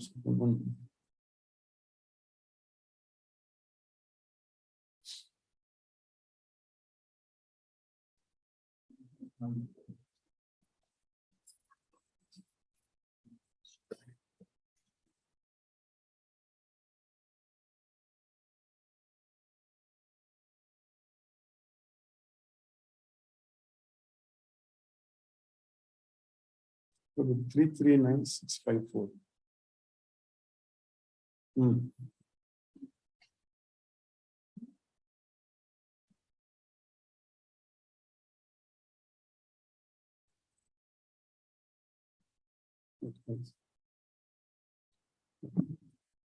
So Krishna is teaching that we are all forced to act helplessly by the 3 modes of nature. So that way, Karmendriyani samyamya aste manasa smaran indriyatan vimudatma vidyacharaga sauchari. So by trying to control our karmendriyas, we need to understand again scientifically jnanendriyas, karmendriyas. It's all science. So our nervous system is very, very like complicated. It's Krishna, our body itself is very, very wonderful design actually. Within our head, the brain, so many small organs, their parts, they are doing a lot of tasks. Like it's so many connections, everything is going. So from the entire our body, so there are everything is like a map, it's all our body is mapped inside our brain on the cortex. So if we go like this to this way, so left, right. So just here, there is something called motor nervous system, then sensory nervous system. From everywhere, the connections are going to for different parts, our leg, hand, all the parts. There's some nervous system, autonomic nervous system, that is not in our control. There is organs, all how our heart working, on the heart rate and other things. So that all are our if you are anxious or something, heart rate goes. That is known as like sympathetic nervous system. Also, it's very complicated. But the reason why I'm getting into the neuroscience, this sensory nervous system is basically that's known as somatosensory nervous system. So our brain has got 4 lobes. So the front lobe is known as frontal lobe. You only have got big frontal lobe, not other animals. So that's why we are able to, we say that we have got 6th sense, correct? So that is we have to use. So everything is connected. So our 5 types of senses: the sense of hearing, the sense of smelling, sense of touching, sense of tasting, and sense of seeing, all those things. So these 5 types of senses, 5 types of sense objects. So from there, the signals are coming, and there are sense receptors are there in each one. So then it's all getting converted into, if, for example, for the hearing, so it all comes like a pressure wave. Like when I'm talking, you are able to hear. So I am making in the air here, so pressure, the disturbance. So that's what is traveling. It's traveling. It's in a very micropascal scale actually. Then it goes and hits the tympanic membrane. Then there are bones in between. That's the middle ear. So ossicles, that is known as. So then that gets vibrated. Then it goes to cochlea. A lot of, I don't want to get into the technical things, but by the time it goes to the brain, it goes through so much of complication. Same things for the eye. So eye is also, when you see, it goes and hits the retina, which is inside, and then the neurons there, it gets rods and cones are all there. Then it goes to ganglionic nerve. Finally, it goes to the, whatever you are seeing, it goes going to the back of our brain. That is known as occipital lobe. So here it goes here. So the reason why I'm saying all those things, these are all sensory nervous system is nothing but jnanendriyas. That's what we study in Bhagavad Gita, jnanendriyas. So that means you acquire knowledge with the jnanendriyas. And once you have the knowledge, then you are acting, correct? The acting, that means I'm using, I decided I have the knowledge. That if this mic is too far away, you are all not hearing. So I want you to hear very well. So I have the knowledge. I'm taking my hand here and bringing it here. Now it is even more louder, right? So that knowledge is there. But in order to bring that mic from there to here, so I have to take my hand there and bring it. So when I decide, when I think to do that, so then my motor nervous system is getting activated. So that is known as karmendriyas. Karmendriyas are known as motor nervous system. When we sleep, our brain actually disconnects the motor nervous system. That's why we are like a dead person when we are sleeping. The motor nervous system is not active at all. So, that way, this karmendriyas, Krishna is saying that karmendriyani samyamya. So karmendriyani samyamya means by controlling our hands and legs and everything by sitting like this, correct? But still, ya aste manasas maran indriyarthan. Still with the mind, if you remember the sense objects, if you think about the sense objects, then that's not going to work. Vidyacharaga sauchati, vimuda. Rather, what we should do, what we have to do is that yes, vindriyani manasa niyamya rabate Arjuna.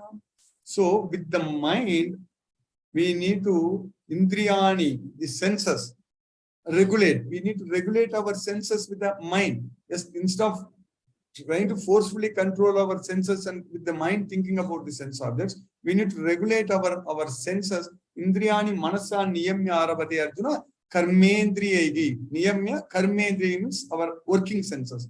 There are 5 working senses. There is our legs and the hands and then voice. Anything motor nervous system. I said motor. Motor nervous system means we are moving. We are able to with our when we decide to move. When we decide when I want to talk.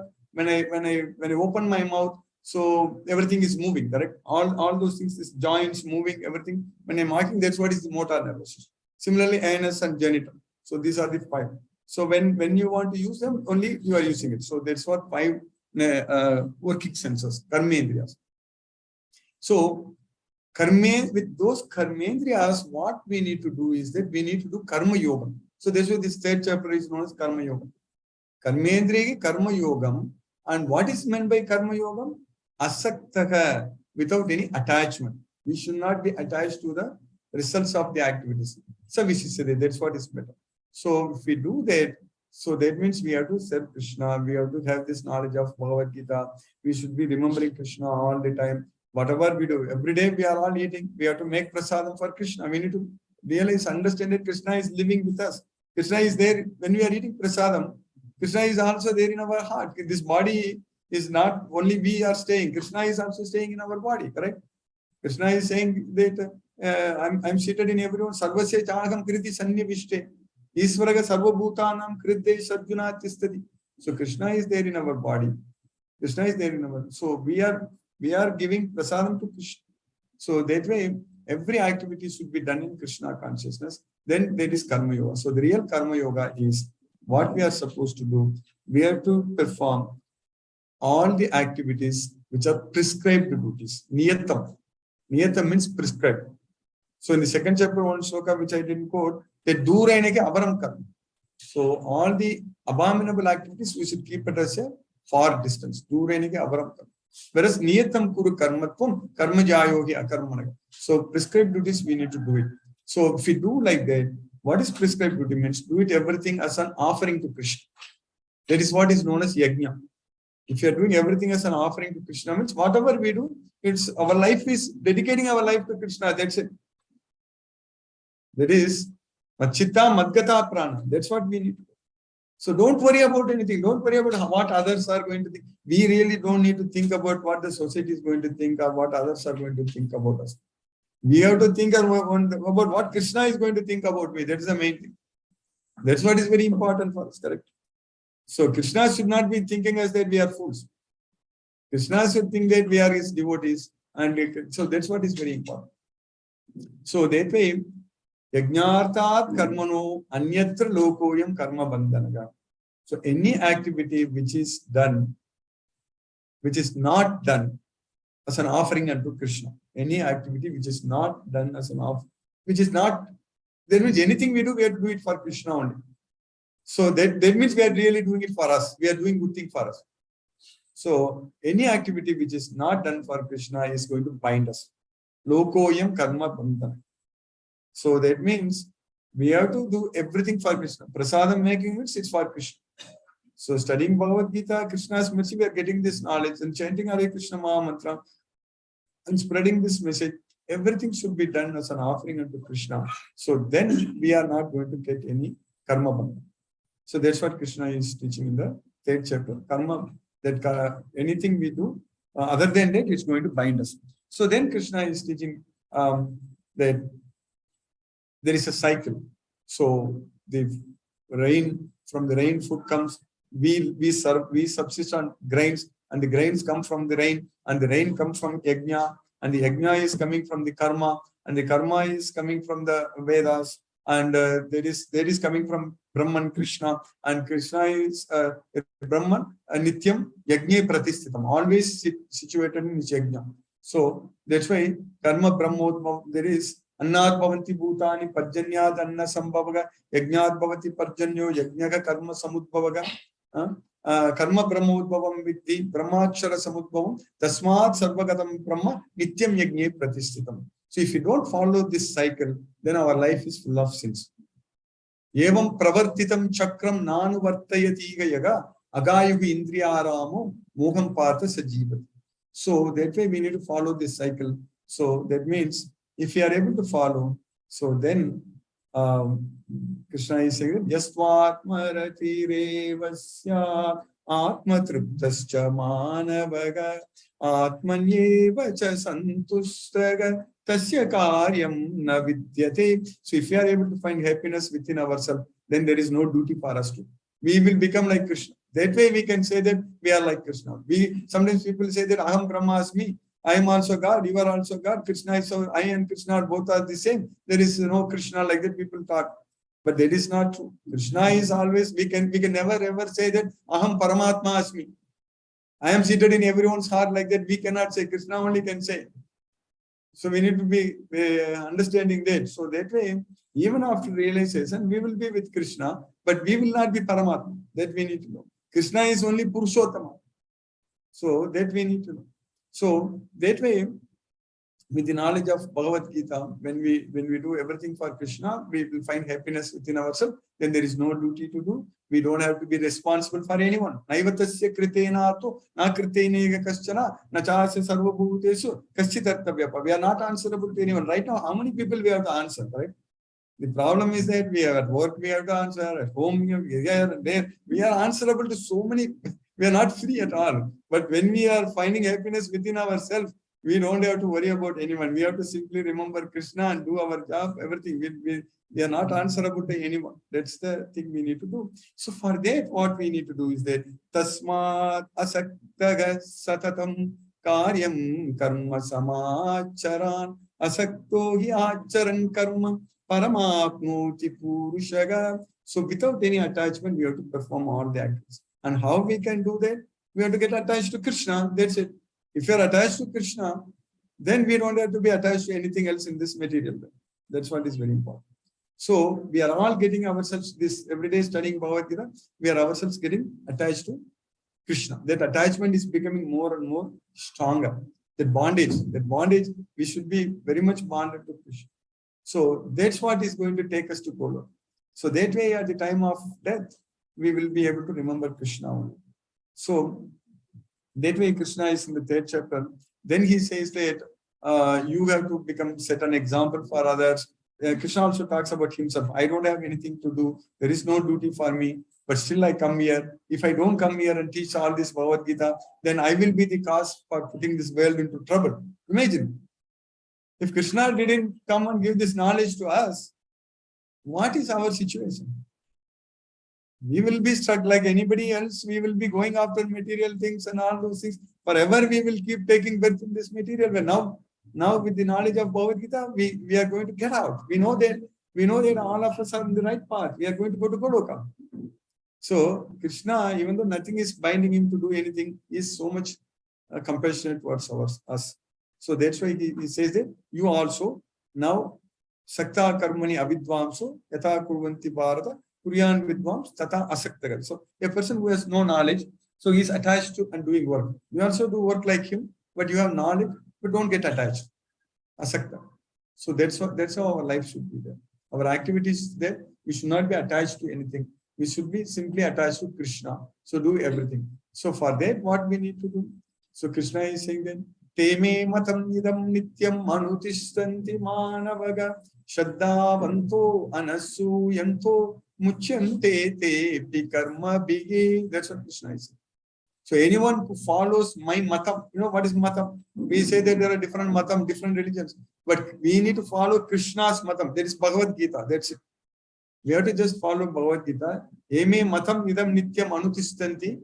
Then with faith, shaddavanto anasuyanto. Then muchyante tepi karma bigi. Then we will be freed from all the bondage to the reactions. There is no reactions. But anyone who doesn't follow, what's going to happen? Etvetatabhyasuyanto nanutistanti me matam sarvajnana vimuratma viddhinashtana chetasaga. So due to enviousness, envious of Krishna, we don't listen to him.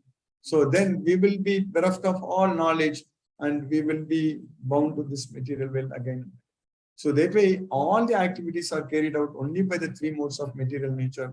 Prakrite kriyamanani, gunai karmani sarvasaga, ahankara vimudatma, kartagam iti manyate. Krishna is giving the meaning for ahankara. Ahankara means karta aham manyate. One who thinks that I am the doer, so he has got ahankara. So we should never think that I am the doer.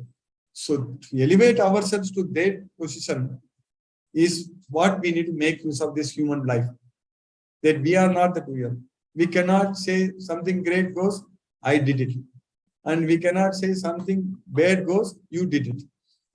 I didn't do, you didn't do. Only Maya did. That's it. So that is the very important. So just because of that, doing all kinds of crimes and say that only Maya did it, then we will be bound. Because when we are devotee of Krishna, what is going to happen is that we will quickly become righteous. Shipram bhavati dharmatma. If I really, Krishna is saying that even if one commits the most abominable activities, still he is engaged in my service, he should be considered saintly. That's what Krishna is saying. Apichet suduracharo bhajate mam ananya bhak sadhureva samantavyak. So, who is always engaged in my service, but even if he commits the most abominable activities, he should be considered as a sadhu. Sadhureva samanta.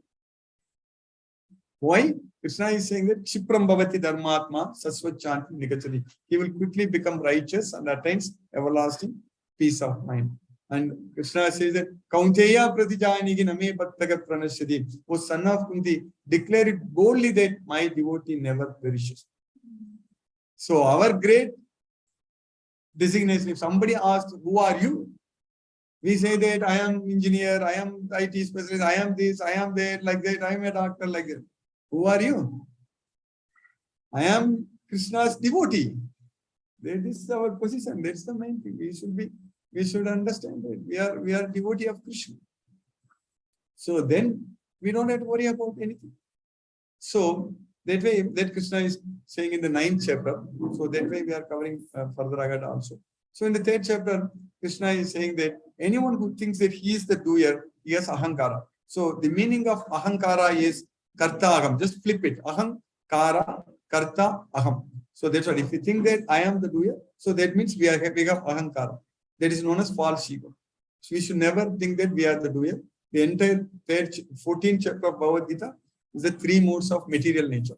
So there, all the things are performed by the sattva, raja, and tama gunas. Even we are bound inside this material body by those gunas. Sattvam, rajas, tama iti gunaga prakriti sambhavaga nibandhananti mahabhago dege deginam abhi. So that's what is binding us in this material. So we need to free ourselves from these 3 modes of material. So now, then also Krishna says that it's better to perform one's own duty based upon swabhava. So, Seyan Swadharmo Vigunaga Paradharma Swanistita Swadharme Nidanam Seyega Paradharmo Bhayavaga. All such things comes. Let me explain that when we go to the 18th chapter about this sloka, about swabhava and all very well. So then Arjuna is asking a very important question. Very, very important question. In the 3rd chapter, Arjuna is asking, I believe in the 36th sloka, in the 3rd chapter, Arjuna is asking a question. Arjuna Uvacha, because Krishna said all about this, like you perform, do your duty, don't expect results, all such things Krishna is taught. So Arjuna is asking a question that Atakena prayaktoyam papam charati purushaga anichanna pivasneya baladiva niyojitaga. Atakena prayaktoyam papam charati purushaga. By what one is impelled to sinful acts, unwillingly, as if engaged by force. Every one of us can understand, accept this, correct? We all commit sins knowing that we don't want to commit sins. But still we are forced to do that. That is a fact, correct? So, Arjuna is asking, very important question, by what one is impelled to sinful acts, unwillingly, as if engaged by force. For that, in the next 7 slokas, Krishna is answering very, very clearly, scientifically. So, Shri Bhagavan Vacha, Kamayesa, Krodayesa, Rajo Guna Samudbhavaga Mahasanu Mahapapma Vidyenam Migavairinam. So that is Kama and Krodha only. That is born from the Rajoguna. In the second chapter, Krishna says that Dhyayato Vishayan Pumsaka Sangastesu Pajayat. When we think about the sense objects, then we will develop attachment on them. If you don't think about the sense object, we don't develop attachment on them. That means if you think about Krishna, we'll develop attachment on Krishna. So Dhyayato Vishayan Pumsaka Sangastesu Pajayate Sangat Sanjayate Kamaka Kamat Krodho Abhijayate Krodhat Bhavati Sammogaga Sammogat Smriti Vibhramaga Smriti Bramshat Buddhinaso Buddhinasat Pranasit. So that is the chain reaction. When we think about the sense objects, we will develop attachment. From such attachment, Kama, lust develops. From Kama, Krodha. From Krodha, our memory is bewildered. So our confusion, illusion. So then from there, our memory is delusion. From delusion, memory is bewildered. When memory is bewildered, intelligence is lost. But rather, if we just focus our mind on Krishna, what is going to happen? Dhyayato Krishna Pumsaga, then also Sangaste Supajayate, then also attachment is going to happen. But this attachment is attachment on Krishna. Then what is going to happen? Is there going to be Kama? It is Prema. It is no Kama, it's Prema. So that Sangat Prema. So there, when we think about material sense objects, Kama Krodho Abhijayate. Here is actually Prema. Sangat Sanjayate Kamaga. So here Sangat Sanjayate Premaga. Then Prema Bhakti. Bhakti Abhijayate. Devotion. So that's why we call it as Prema Bhakti. Correct? With loving devotion. Prema is love. So love comes, then Bhakti comes, devotion comes. So all those things happens if we think about Krishna all the time with our mind. So here in the third chapter, towards the end, Krishna is saying, when Arjuna's question, it's Kama and Krodha only. They are our enemy. So they are like a burning fire. So it's insatiable. So Krishna is saying that one should Indriyani Paranyam, Indriyabhya Paramanaga, Manasastu Parabuddhi, Yobuddhe Paratastu Saga. So senses are superior to dull matter, and mind is above the senses, intelligence is above the mind, and soul is above the intelligence.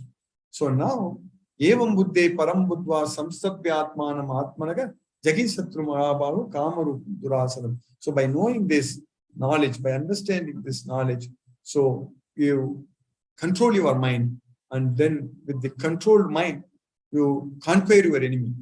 So Samstap Atmanam Atmana, keep your mind within yourself, and then you conquer your enemy. Jagi Satru. Jagi means conquer, Satru enemy. Jagi Satru Mahabhavu Kamarupam Durasa. So that is the last sloka in the third chapter. So by Krishna's mercy, we finished 3 chapters. Okay. So now let us start 4th chapter. It's all Bhagavad Gita, Krishna's message, everything is so much. But maybe I would not say that we finished 3 chapters. I have already covered many slokas in the 6th chapter, 18th chapter, and all those things. When those chapters, when we go, we will spend less time there. Correct?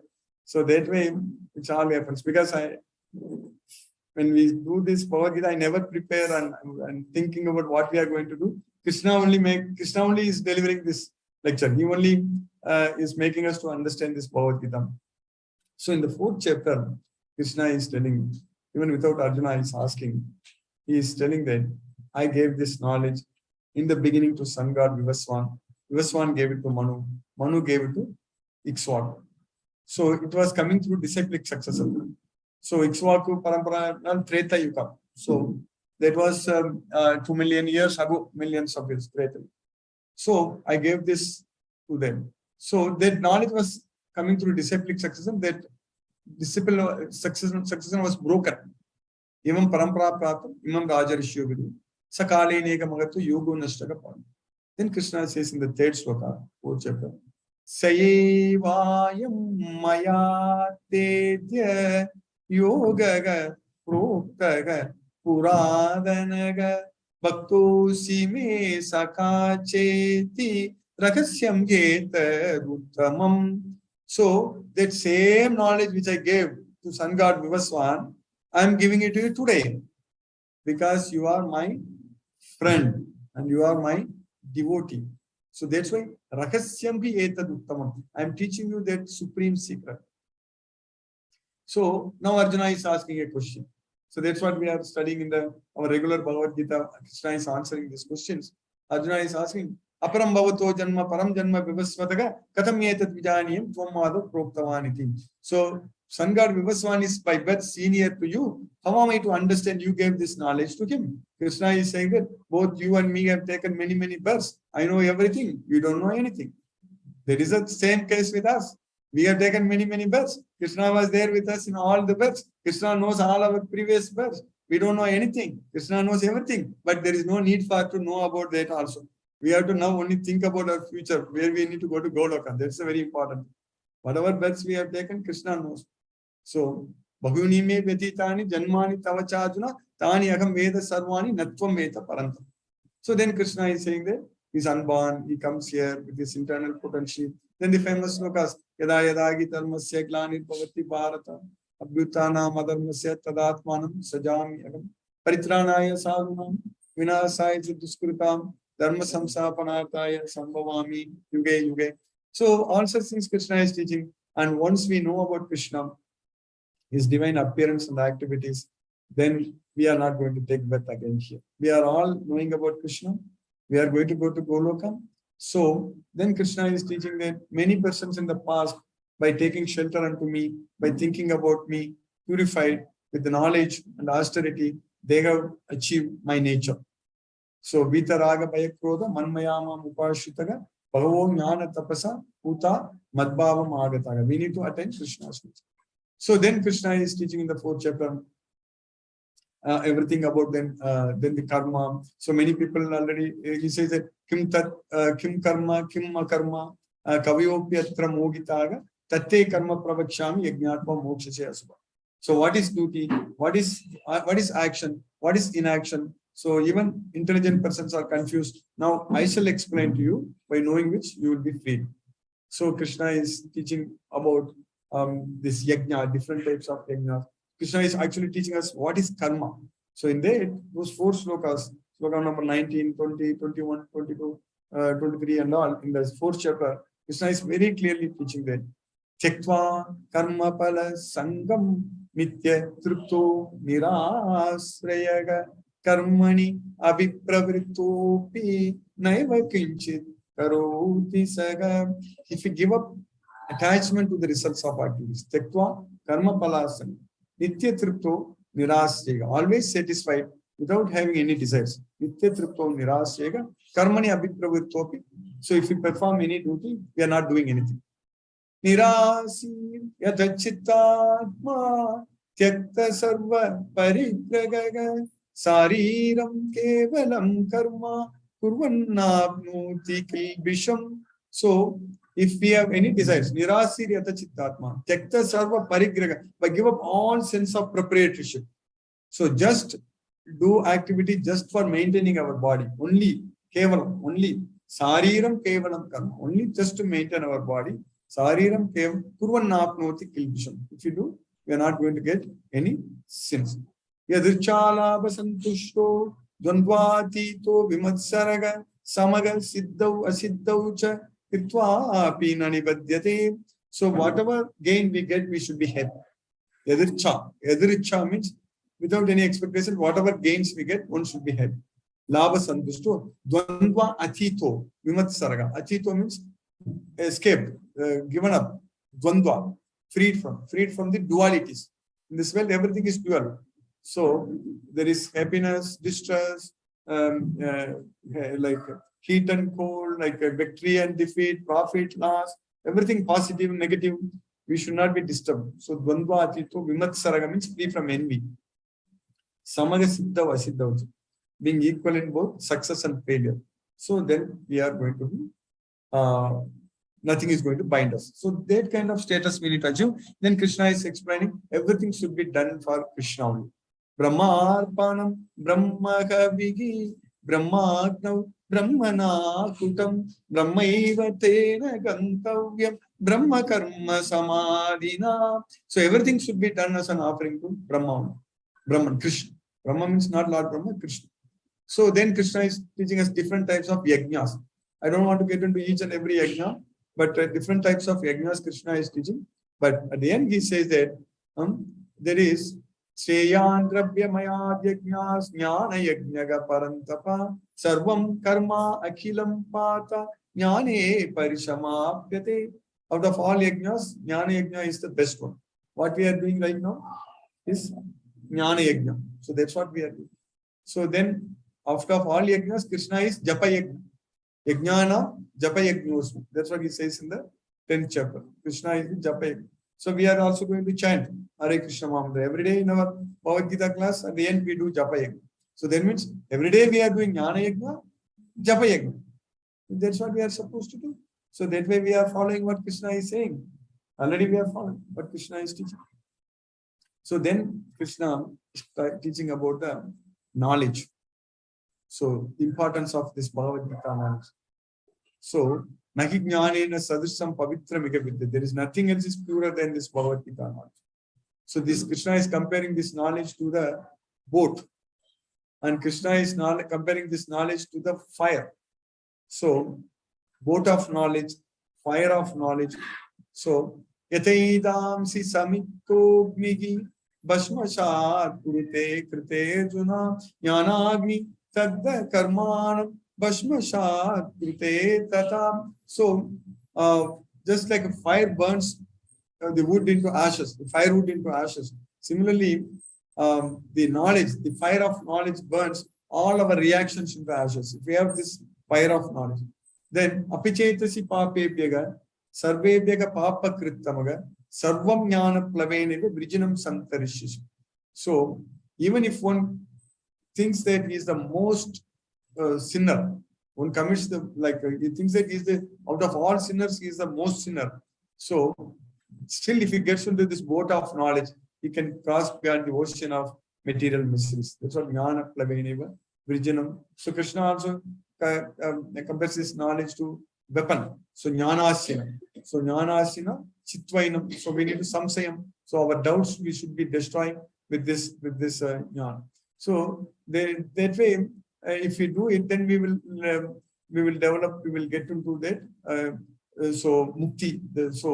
We will spasan kritva bahirvagyam chakshus chaivantari bhuve prana pranapanu samaktaga. So then Krishna is teaching that yathendriya mano buddhigi. So our mind and intelligence, everything. So then mukta yeva saga. So then like that Krishna is teaching. Yasada mukta yeva saga. So that way we have to use this knowledge. We are going to get the mukti. So that's what in the 4th chapter Krishna is teaching. So we will do 10 more minutes. Then we will have questions.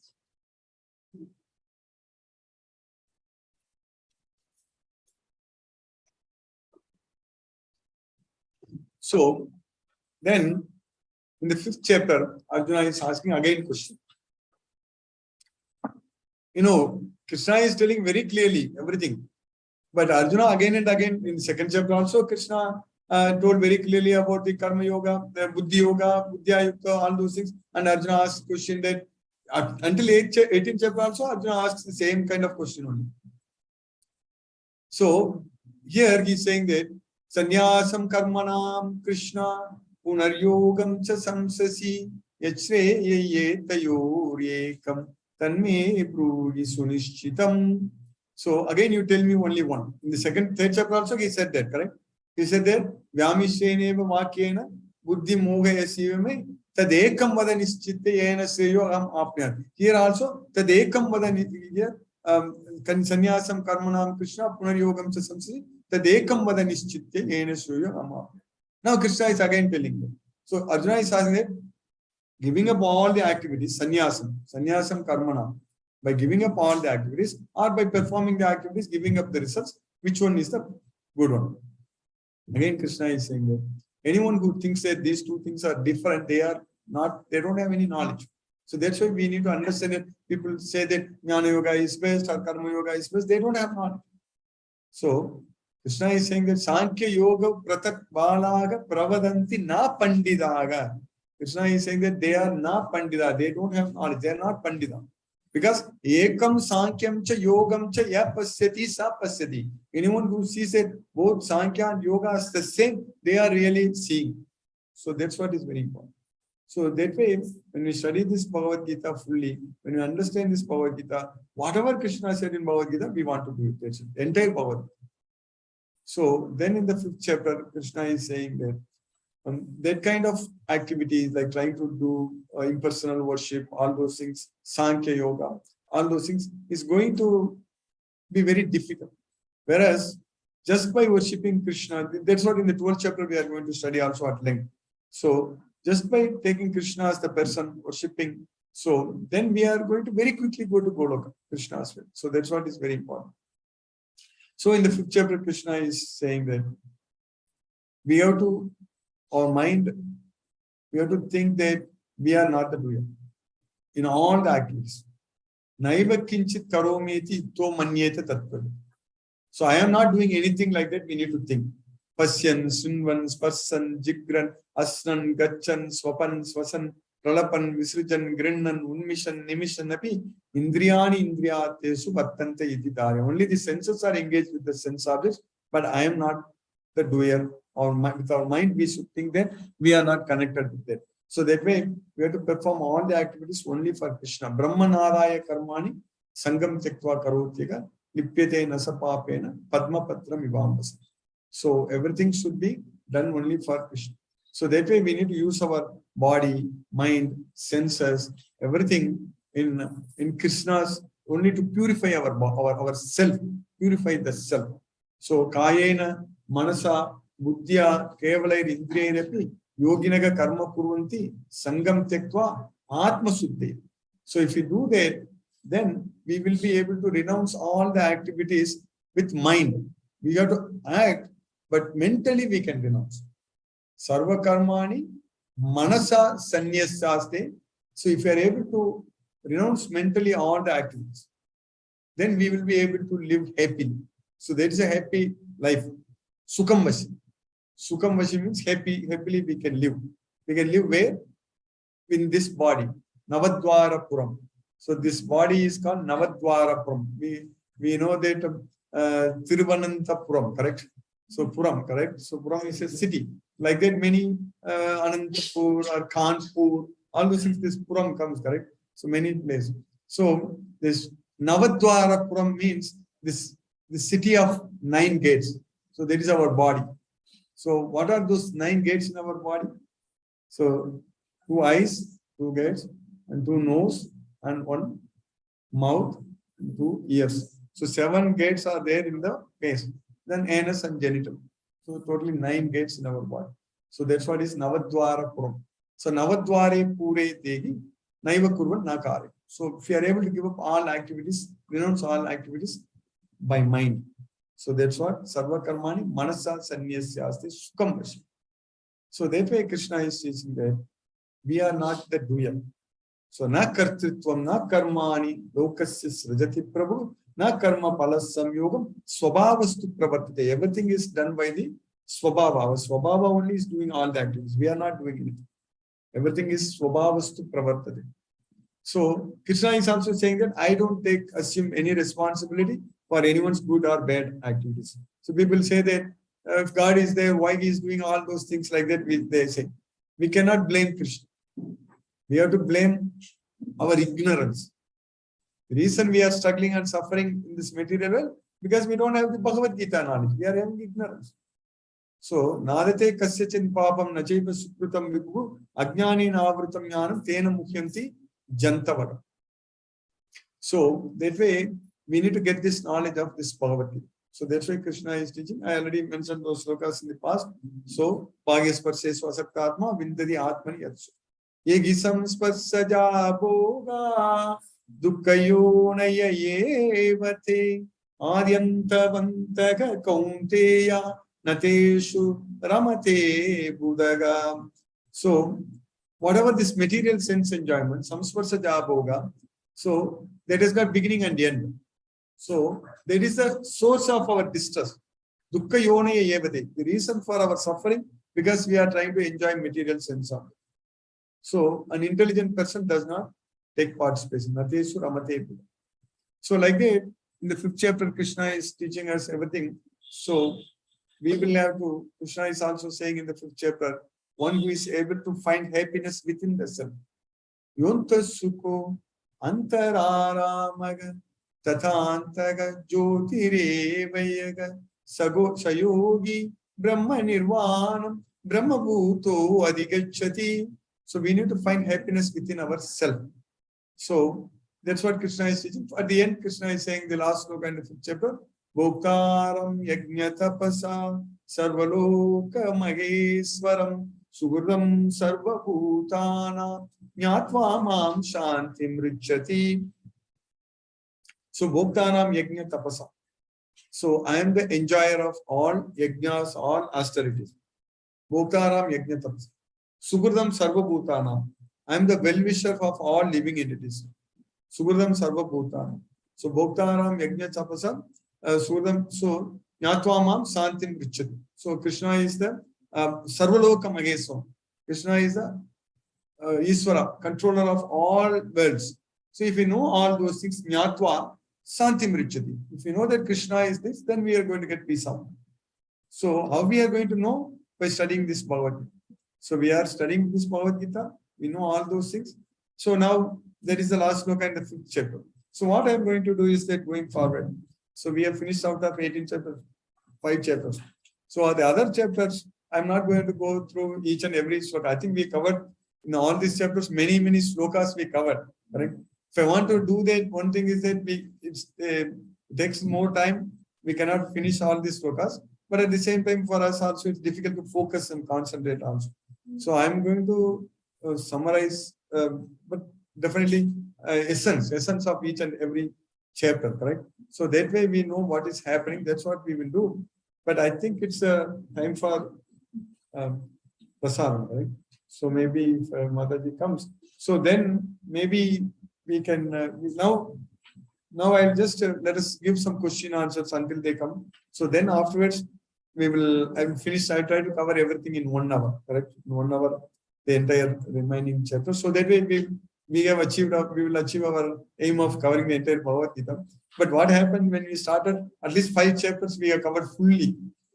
We have covered completely, correct? All the sloka by sloka. So now I will just open it for any questions if anybody want to ask. So then we will, of course, at the end also we can do that, but until we take the Only about 10 minutes, just bringing it. yeah, let him come. 10 minutes later we can start. No, for that. Then maybe if you have questions, it's fine. Otherwise, I'll finish the 6th chapter also. It's up to you. Anyone has any questions? I want to say anything? Yeah, yes. Please read the Mahabharata.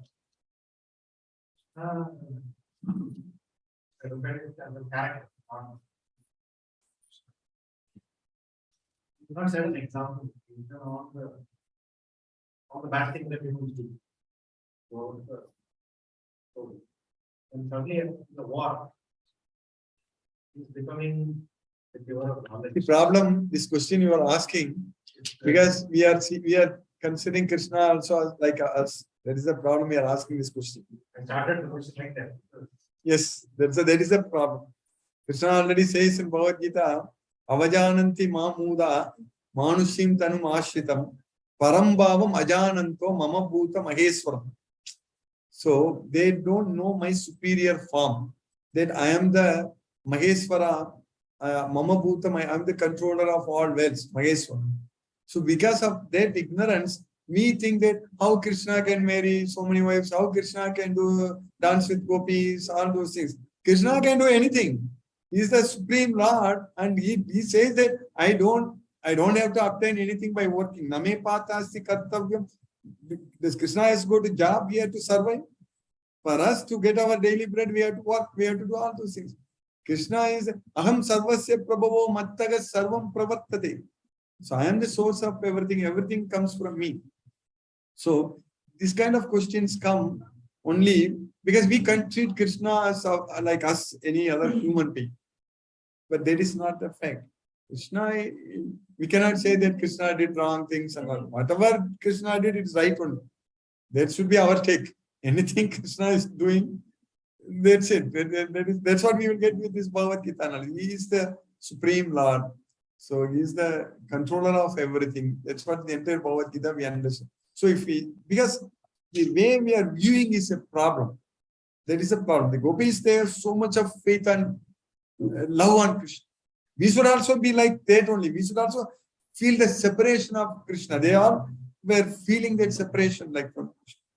So when Krishna was with 16,108 wives, nobody thought that Krishna is not with them. Everybody was thinking that Krishna is there with them only. Because Krishna 16,108, Krishnas were there. Can we do like that? No way. So then how can we say, compare with, oh, Krishna did like that, why, how can Krishna do that? That is not correct.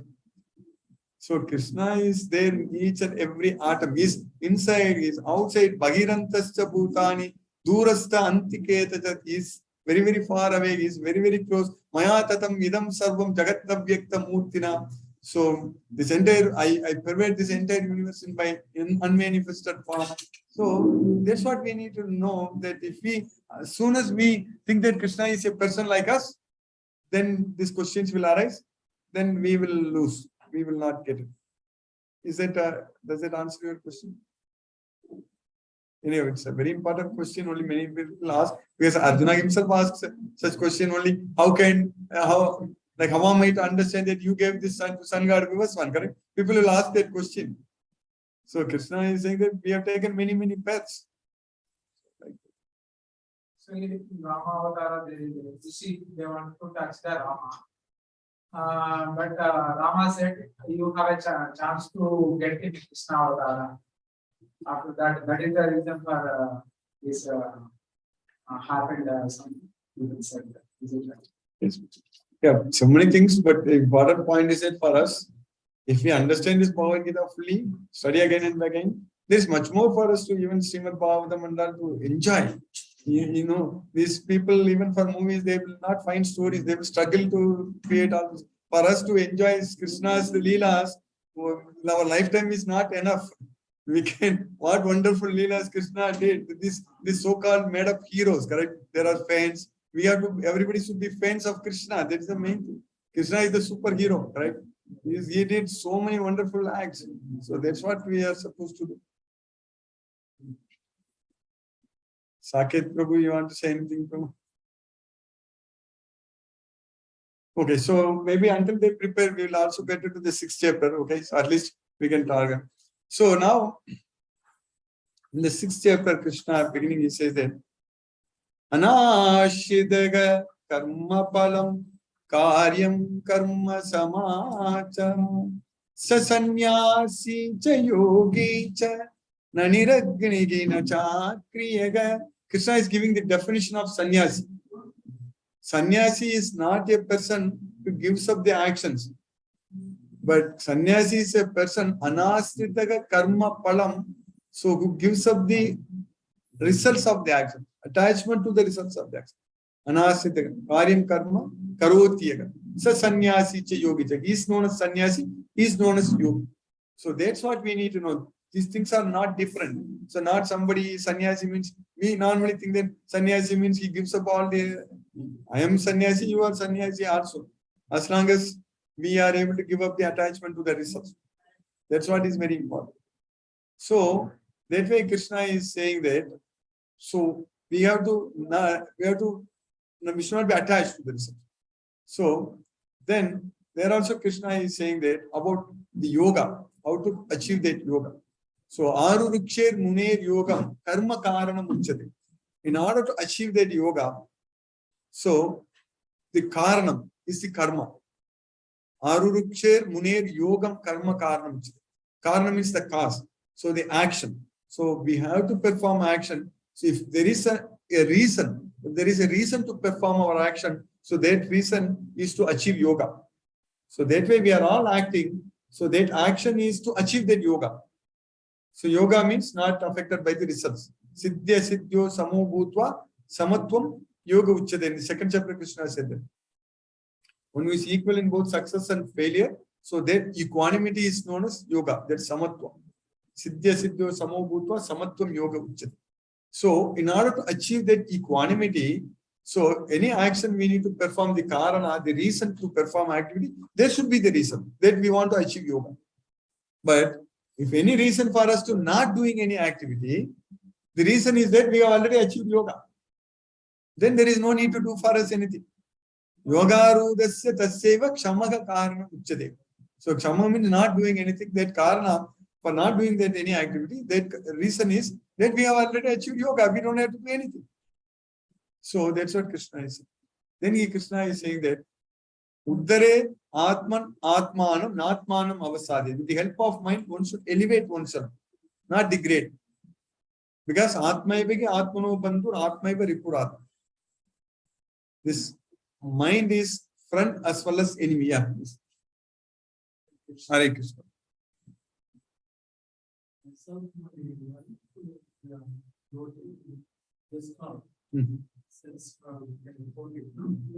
From where? Since from Los Angeles. I'm from Houston, Texas. Guru, I would like to know something. My office, I used to read in front of my staff.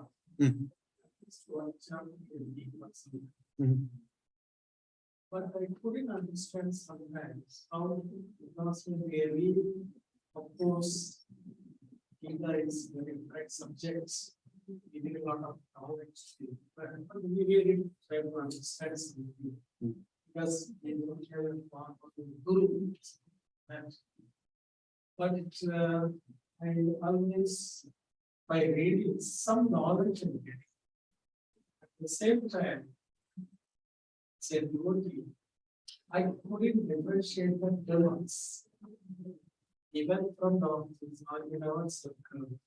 So you couldn't differentiate what? We are devotees. At the same time, you cannot differentiate the terms. Demons. Okay, you're talking about the demons. Okay. Oh, This is supposed to be cordless for the purpose of asking question. No, I understood. I learned knowledge. When you want to the knowledge by reading some chapters of so would be different. See, in the 16th chapter when we study, right? Krishna, that chapter, 16th chapter itself is titled as Divine and Demoniac Nature. So, Krishna lists in the first 3 slokas all the divine nature. In the 4th sloka, there are only 6 qualities, that is the demoniac nature. So, that is, Krishna is in the 16th chapter. So, Dambo, Darpo, Abhimanascha, Krodaga, Parushyam evacha, Ajnanam cha, Abhijatasya, Partha Sampadam, Asurim. So, Dambo, Darpo, Abhiman, the pride, arrogance, and harshness, Dambo, Darpo, Abhimanascha, Krodaga, Parushyam evacha, anger, all those things, then Ajnanam, ignorance. So, these are all the 6 qualities are demoniac nature. Then afterwards, the entire 6th chapter, Krishna is only talking about demons only, how they behave, what they do. We are going to study today. If you understand that, you will understand it. Wow, like how demoniac nature. They don't know what to do, what not to do. Pravrittim cha, nivrittim cha, navidugu janaga, navidugu asuraga. So they will not also have no cleanliness. They don't do things. So pravrittim cha, nivrittim cha, janaga, navidugu. Na saucham, na pichacharo, na satyam tesu vidyate. So no cleanliness, no good behavior, no truthfulness. Nasatyam tesu vidyate. And they say that this world is not real. Asatyam, apratistamte. There is no foundation and there is no God. Asatyam, apratistamte, jagadaguga aniswaram, aparaspara sambhutam, kimmanyatu kamahaitu. Just well created from nowhere. That's what our today, our modern scientific field, they say that it just comes from Big Bang, correct? Maybe Big Bang is true, but from the Big Bang is Krishna is there. From there only everything is coming. So that way, yes, we will study. That's what this entire Bhagavad Gita knowledge study will understand. So we are studying about the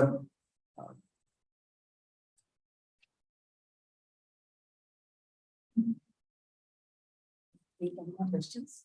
no, we'll continue. So until when you are ready, tell us. We are ready. We are ready. We No, can then we break can- and then continue. Yeah. In fact, we are doing because I thought we are not ready. No. He's come. We just have to arrange the tables and start serving. Okay. That's all. Okay. Yes. Here, Saket Prabhu, use the mic so that your throat is also not okay and you're not well. On the first page, whatever form I we can apply top three messages for each page with this. Can you repeat your question? First five. On the first page, which you have covered all first six chapters, what are the top 3 and 4 Messages. application or we can Yeah. apply in our life? Yes.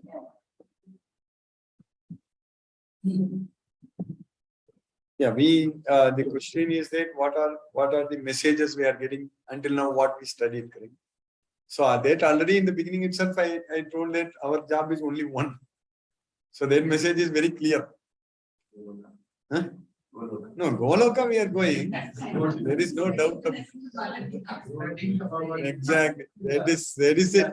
That's the only job. That thing, if we keep doing it, all other things will happen. So we will all become experts of Bhagavad Gita.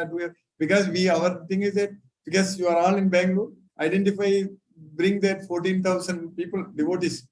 That is the main message. Until now, whatever we studied, important message. So that's a big potential for us, correct? See, the industries, when they come out with some product, correct, they will find out how to reach the people, correct? Some product will nobody knows, but by advertisement, this, that, and all these things, then finally people will become used to that, and without you will go and buy that product, all those things, correct? So we need to now. We know that our target audience. We know that it's not the entire population of Bangalore our target audience. We have to sell this product only to 14,000 people. So we have to identify. But the problem is we don't know who are the devotees. But we have to go to the entire Bangalore, entire thing to find out those devotees. So then means somehow we need to come out with innovative. That's what we are all brainstorming in our team meetings. Yes, bro. So just to take away what you're talking about, as a product, I would like to want to just understand more. I would like to learn philosophy, capacity. But I live in a practical world, I live in a material world, I think I'm wrong. Yes. I live in a very practical, very material world. Yes, within this, I'm trying to find Krishna, I'm trying to find the. So far in your discourse, I'm yet to see what I can apply to my life. Yes, you're saying don't expect results. What is happening? I cannot do that in material world also. Okay. So what is the way forward? I would like to understand that. Before I go into the protein, I first would like to understand for myself what is the purpose. Exactly. For that, what you need to do is, that's correct. So, because, all these devotees like even Sashireka Mataji, Sumati Mataji, Palniappan Prabhu is 80. What is your age, Prabhu? 77, close to 8. So he, what he does, he we printed flyers. He takes it to temple and distributes. From that, where is Mani Prabhu? So Mani Prabhu came. So he identified Mani Prabhu like that. So we know that maybe we distributed 1,000 flyers and one devotee has come, 1 in 1,000. Correct? So like that. So what is going to happen is that all these things happen to them because they were continuously joining this Bhagavad Gita, not in the day one when Palniappan Prabhu joined. Okay, today from tomorrow you go and distribute. That's not happening. So because continuously, so for your question, the answer is that even one of our main aim goal is also to tell that we are studying Bhagavad Gita every day. Every day, morning 8:30, I really want to start at 7:30, but somehow it's 8:30 we are starting. I hope that we can prepone a little bit. So if you are able to join every day, okay, I don't know if your work allows or not. If your job allows, it's best. It's very nice. At least 30-40 minutes. If you are not able to join, then you can follow our YouTube.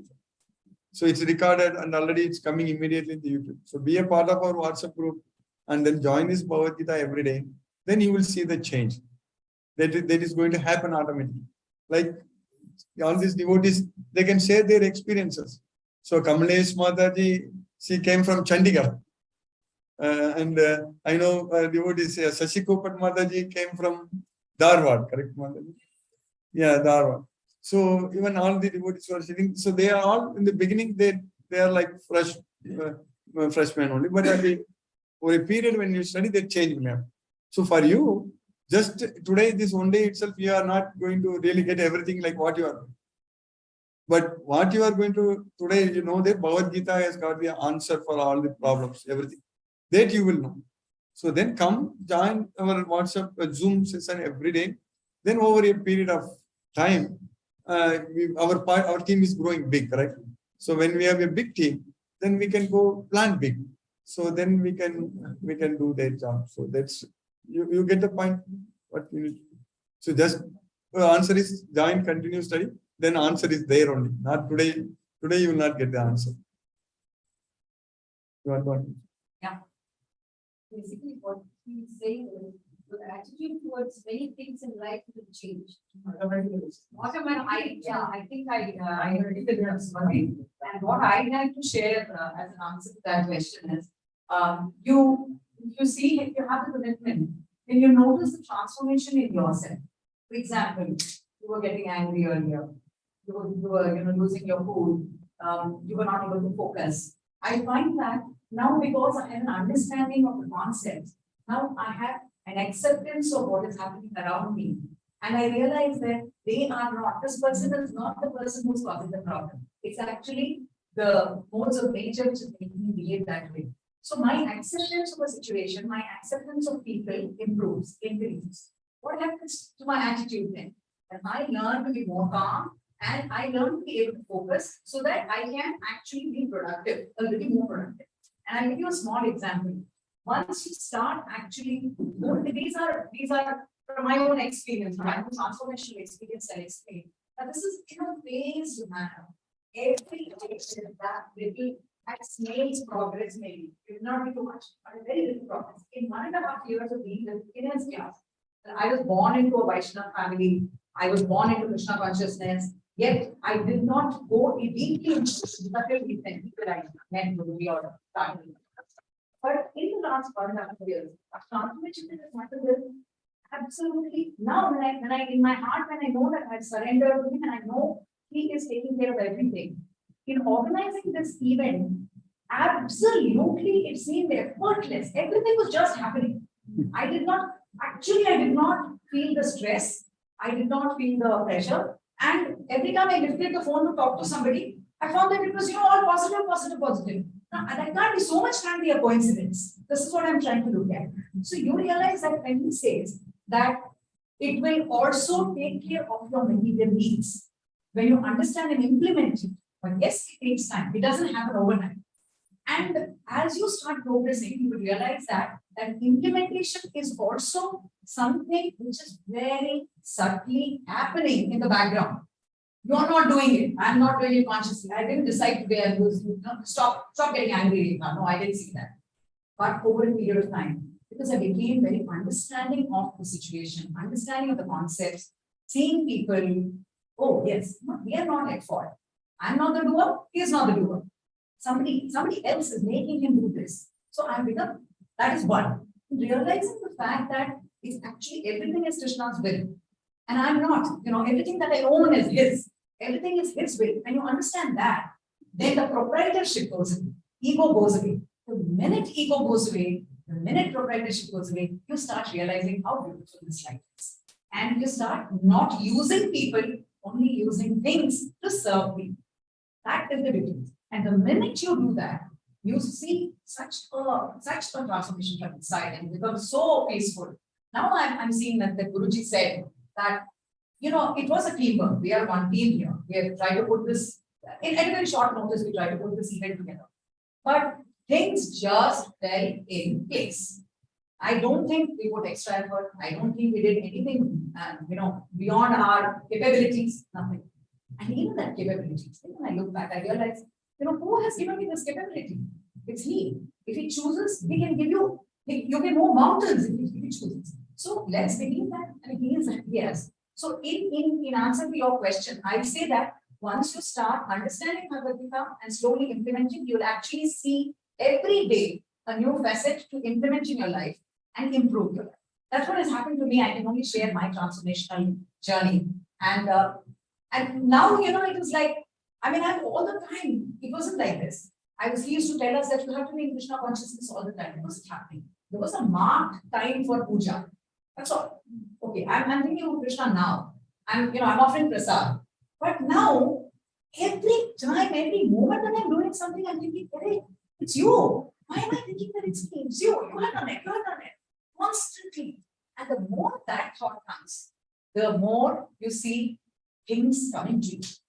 They say, you know, I mean, all these modern day philosophers who teach you how to live life, who teach you gratitude is important. All the source is Bhagavad Gita. It all originates from them.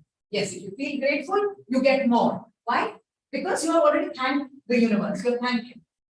That is the. I don't know whether I make sense, but yeah. Very good. Hare Krishna. Thank you. Can we break for lunch? Yes. I'd like to invite you all to Prasad. Just give us a few minutes to arrange a few tables here. We'll put a few chairs outside for people to sit down. Thank you so much. Hare Krishna. Any devotee has any questions?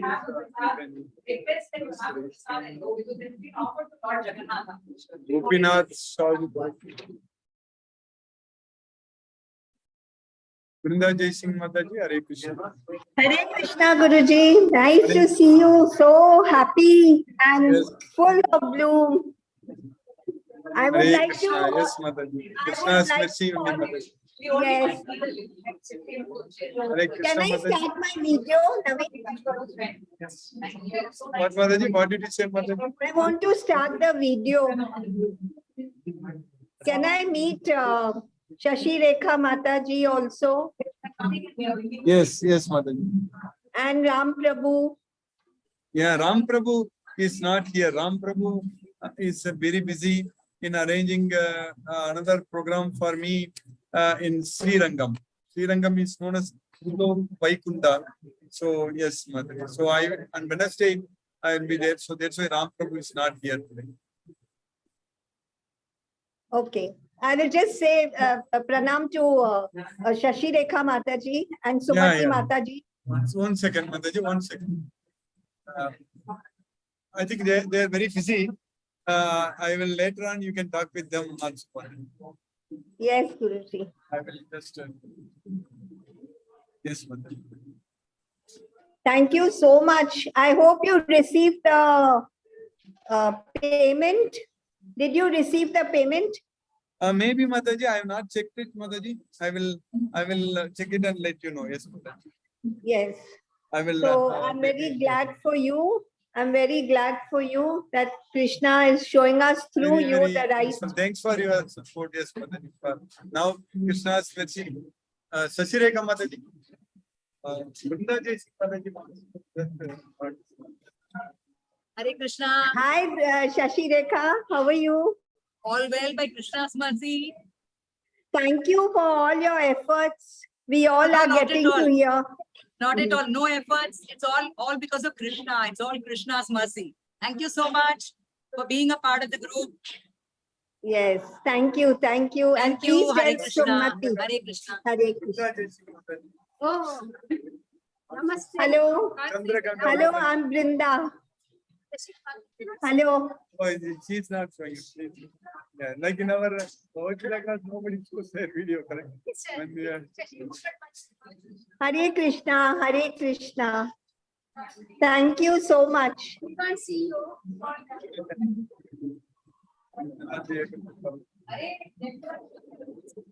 Hare Krishna, Mataji. Hare Krishna, Hare Krishna. We are taking prasad on behalf of you also. Because of this noise.